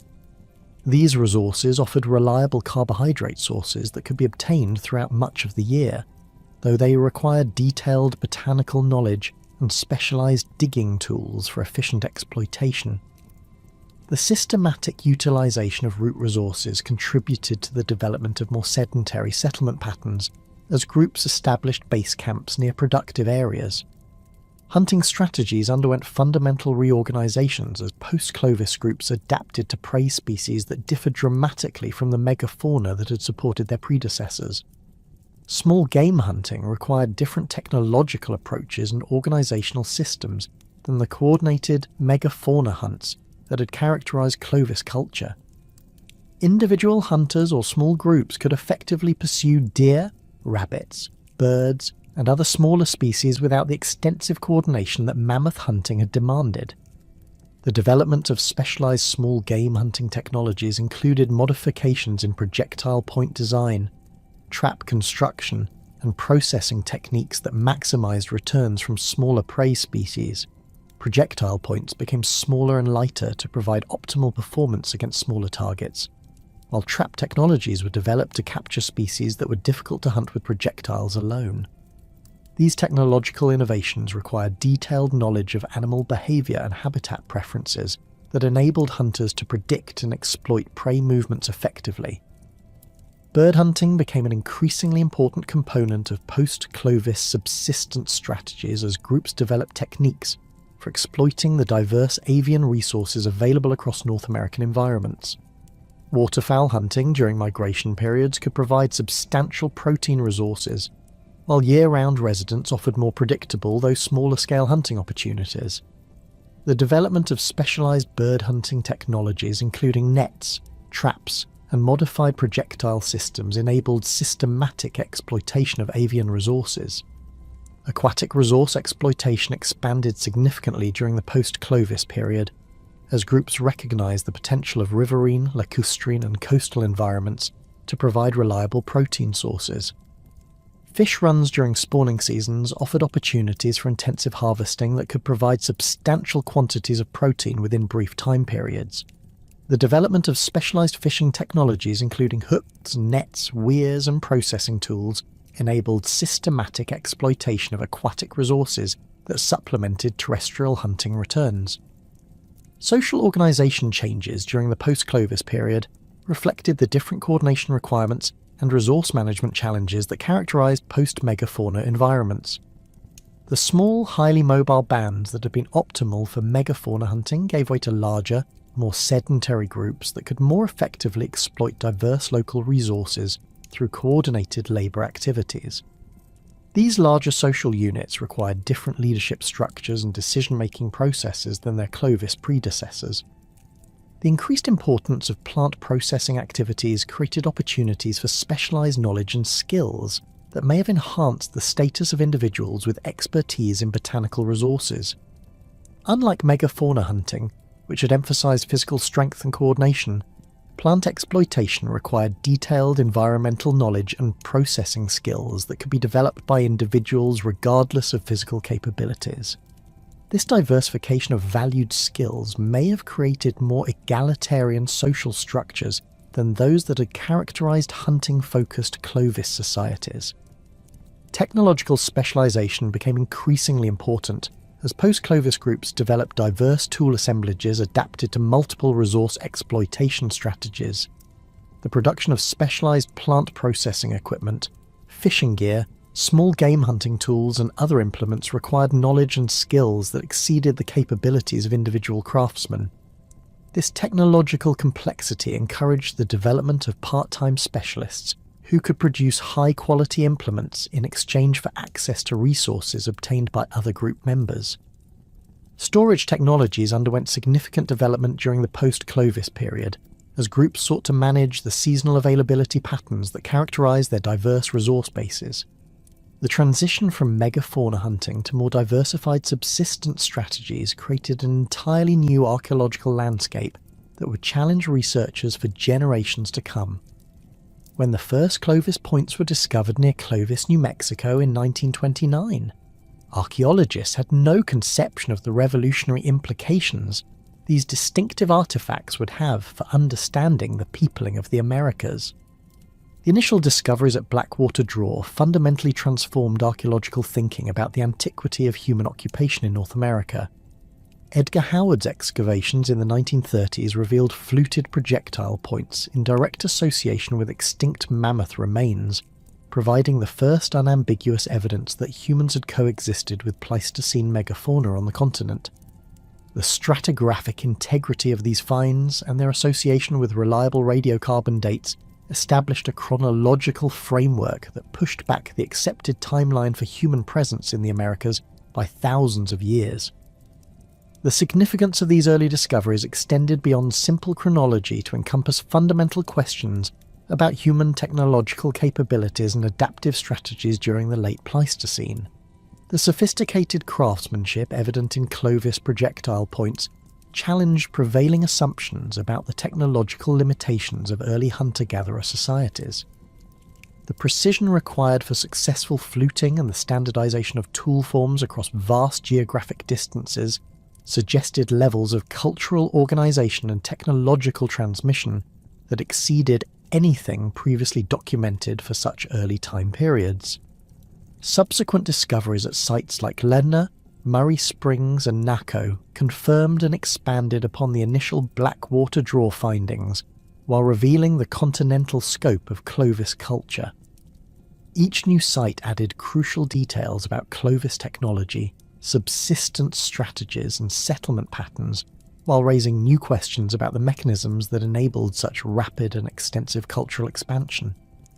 The accumulation of radiocarbon dates from multiple sites established a robust chronological framework placing Clovis culture between approximately 13,500 and 12,800 years ago. The development of improved excavation techniques and analytical methods during the latter half of the 20th century revolutionized Clovis research by enabling more detailed reconstruction of site formation processes and cultural activities. Controlled excavations at sites like Galt, Anzik and East Wenatchee employed systematic recovery methods that preserved spatial relationships between artifacts and features while documenting the full range of activities that occurred at Clovis localities. These methodological advances revealed the complexity of Clovis cultural systems that extended far beyond the projectile point technology that had initially defined the tradition. Advances in lithic analysis during the 1980s and 1990s provided unprecedented insights into Clovis technological organization and raw material procurement strategies. Chemical sourcing studies using X-ray fluorescence and neutron activation analysis enabled researchers to trace stone tools back to their geological sources, revealing the enormous territorial ranges and sophisticated logistical systems that characterized Clovis populations. These studies documented material transport distances exceeding 500 kilometers and demonstrated the existence of continent-spanning networks for information and resource exchange. The application of useware analysis to Clovis tool assemblages revealed the full functional repertoire of these sophisticated implements, while documenting the diverse subsistence activities that supported Clovis populations. Microscopic examination of tool edges using high-powered microscopy revealed distinctive wear patterns associated with hide processing, woodworking, bone carving, and plant processing activities. These analyses demonstrated that Clovis technology encompassed far more than hunting equipment, and included the full range of implements necessary for mobile hunter-gatherer lifestyles. Experimental archaeology emerged as a crucial research tool for understanding Clovis technological processes and functional capabilities. Skilled modern knappers attempted to replicate Clovis manufacturing techniques while documenting the challenges and skill requirements involved in producing fluted projectile points. These experiments revealed the extraordinary expertise required for successful Clovis point production, and provided insights into the learning processes and social mechanisms necessary for transmitting such demanding technological knowledge across generations. The discovery of Clovis caches during the 1960s and 1970s added new dimensions to understanding Clovis cultural organisation and territorial management strategies. The East Wenatchee cache in Washington contained over 40 beautifully crafted implements manufactured from exotic raw materials, while the Fenn cache from Wyoming included some of the largest and most elaborate bifaces known from any prehistoric context. These remarkable assemblages demonstrated the sophisticated planning and resource management capabilities that enabled Clovis groups to maintain technological efficiency across vast territories. Taphonomic studies of Clovis kill sites provided crucial insights into hunting strategies and carcass processing techniques, while documenting the ecological relationships between humans and Pleistocene megafauna. Detailed analysis of bone modifications at sites like Blackwater Draw and Murray Springs revealed systematic butchering patterns that maximised meat yields, while providing evidence for the coordinated group activities necessary for processing massive carcasses. These studies established clear linkages between human activities and megafauna mortality during the terminal Pleistocene. The emergence of pre-Clovis archaeology during the 1980s and 1990s challenged the long-held assumption that Clovis represented the earliest human occupation of the Americas.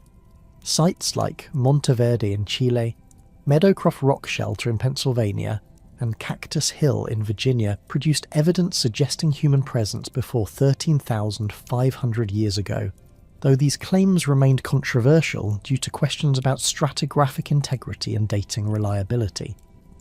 The pre-Clovis debate intensified as new sites were discovered and existing sites were re-evaluated using improved analytical techniques.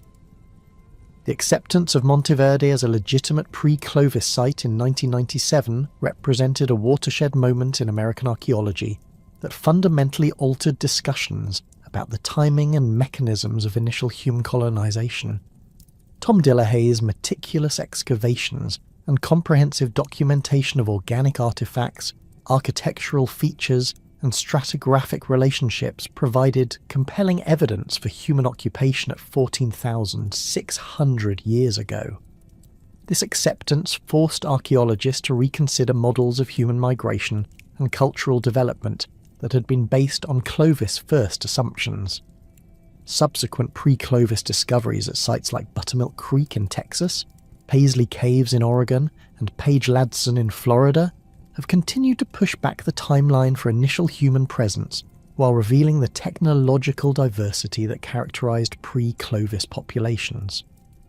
The Buttermilk Creek complex underlying the famous Galt Clovis site contains thousands of stone tools in clear stratigraphic context, with radiocarbon dates extending to 15,500 years ago.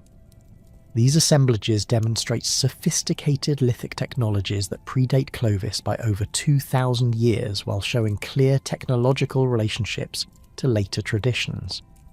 Ancient DNA analysis has emerged as perhaps the most revolutionary development in Clovis research.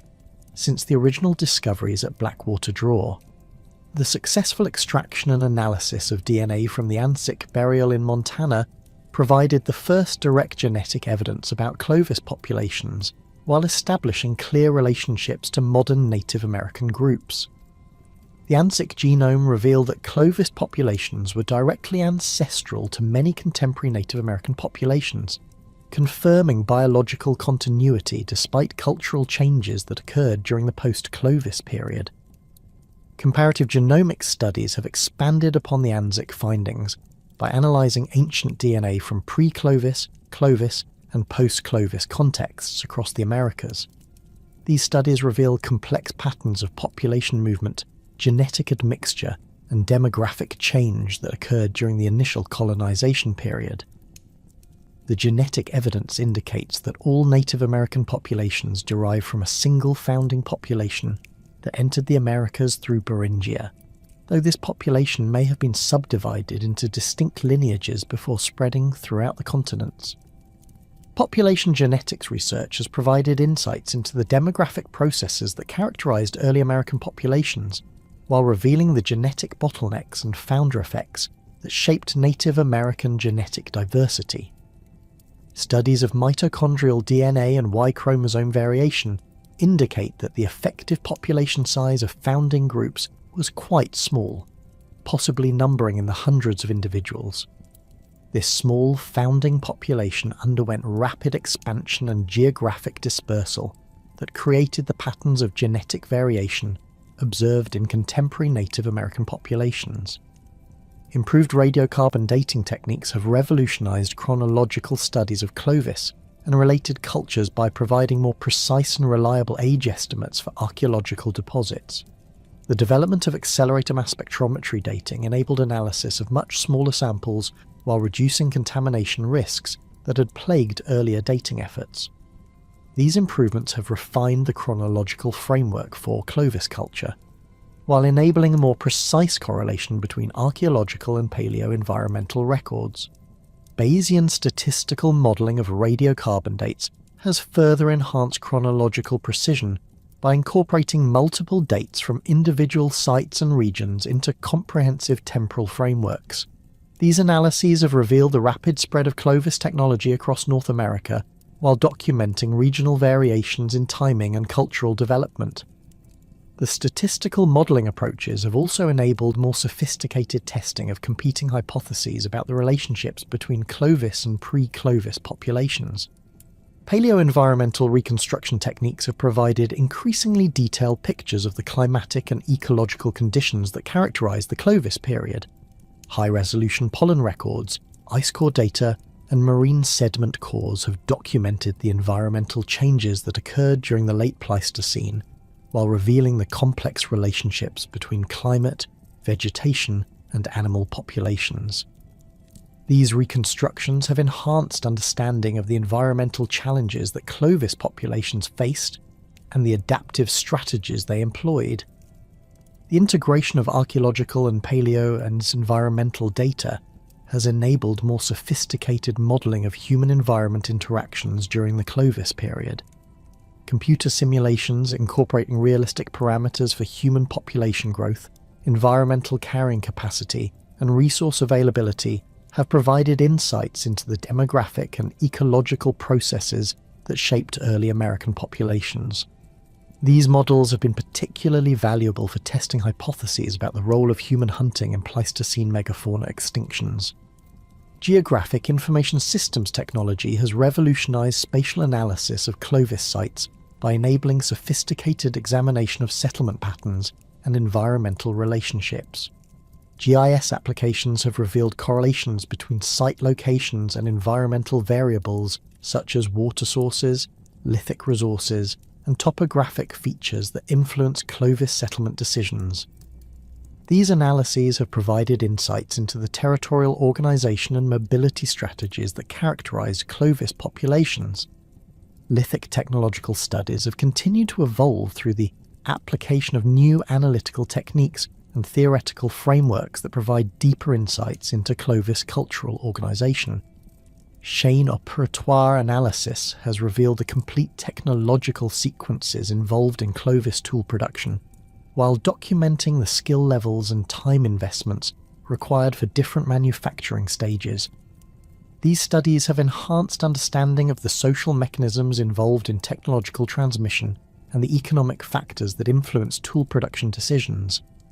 Microear analysis using scanning electron microscopy has provided unprecedented detail about tool use patterns and functional specialization within Clovis assemblages.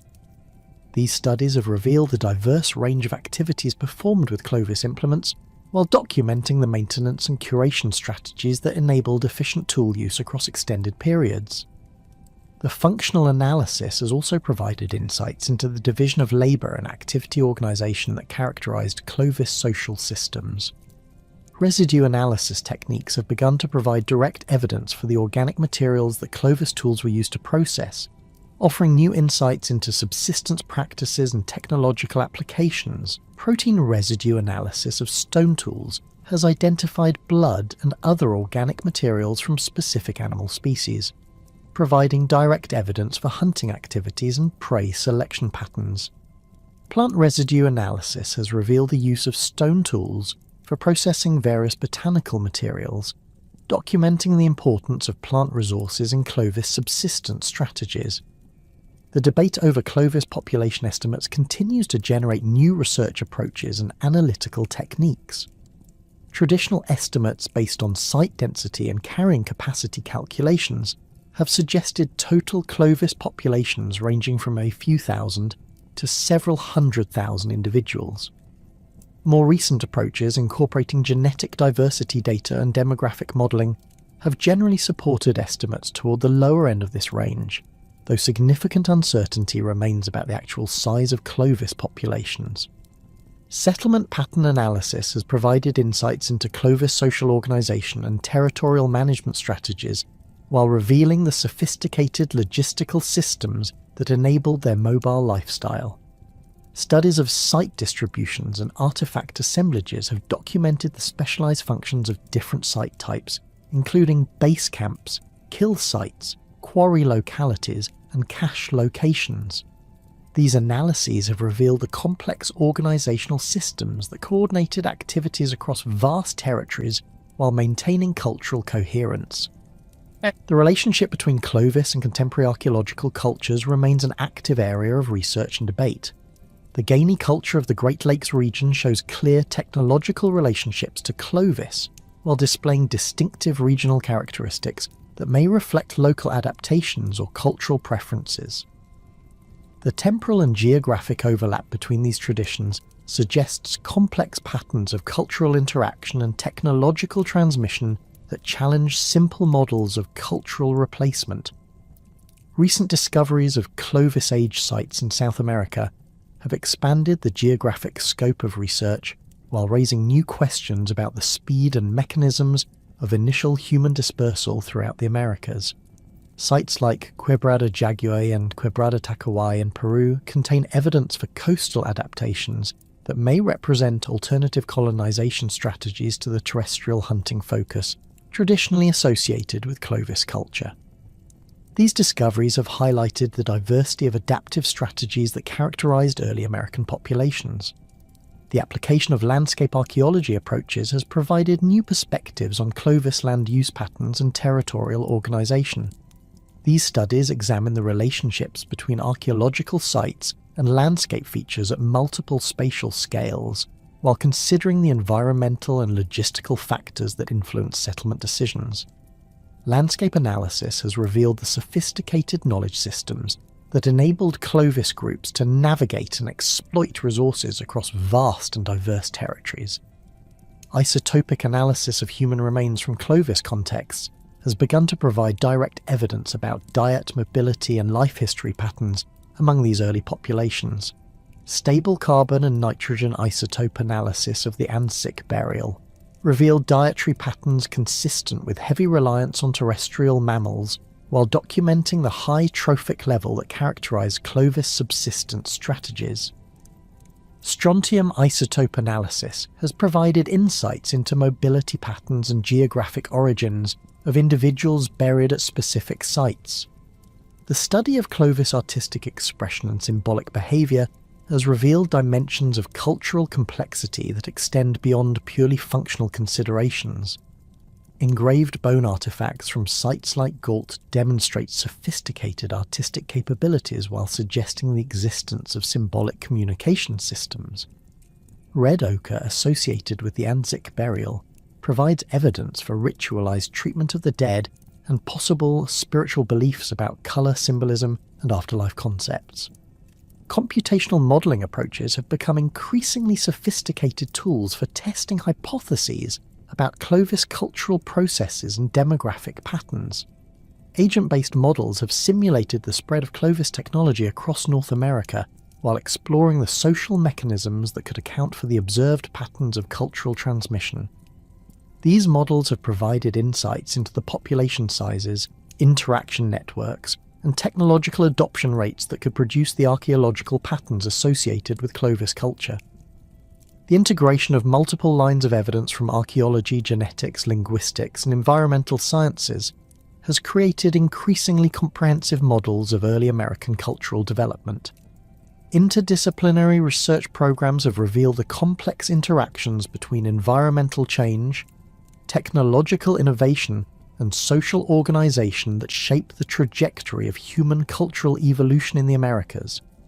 These integrated approaches have enhanced understanding of the processes that led to the remarkable cultural diversity that characterized pre-Columbian American societies. Current debates about Clovis cultural complexity continue to generate new research questions and analytical approaches. Some researchers argue that the standardization and geographic distribution of Clovis technology indicate levels of social organization and cultural transmission that approach those of later complex societies. Others maintain that Clovis represents a relatively simple hunting adaptation that achieved wide distribution through rapid population expansion and environmental opportunism. The question of Clovis population continuity versus replacement remains contentious, despite advances in genetic analysis and archaeological dating.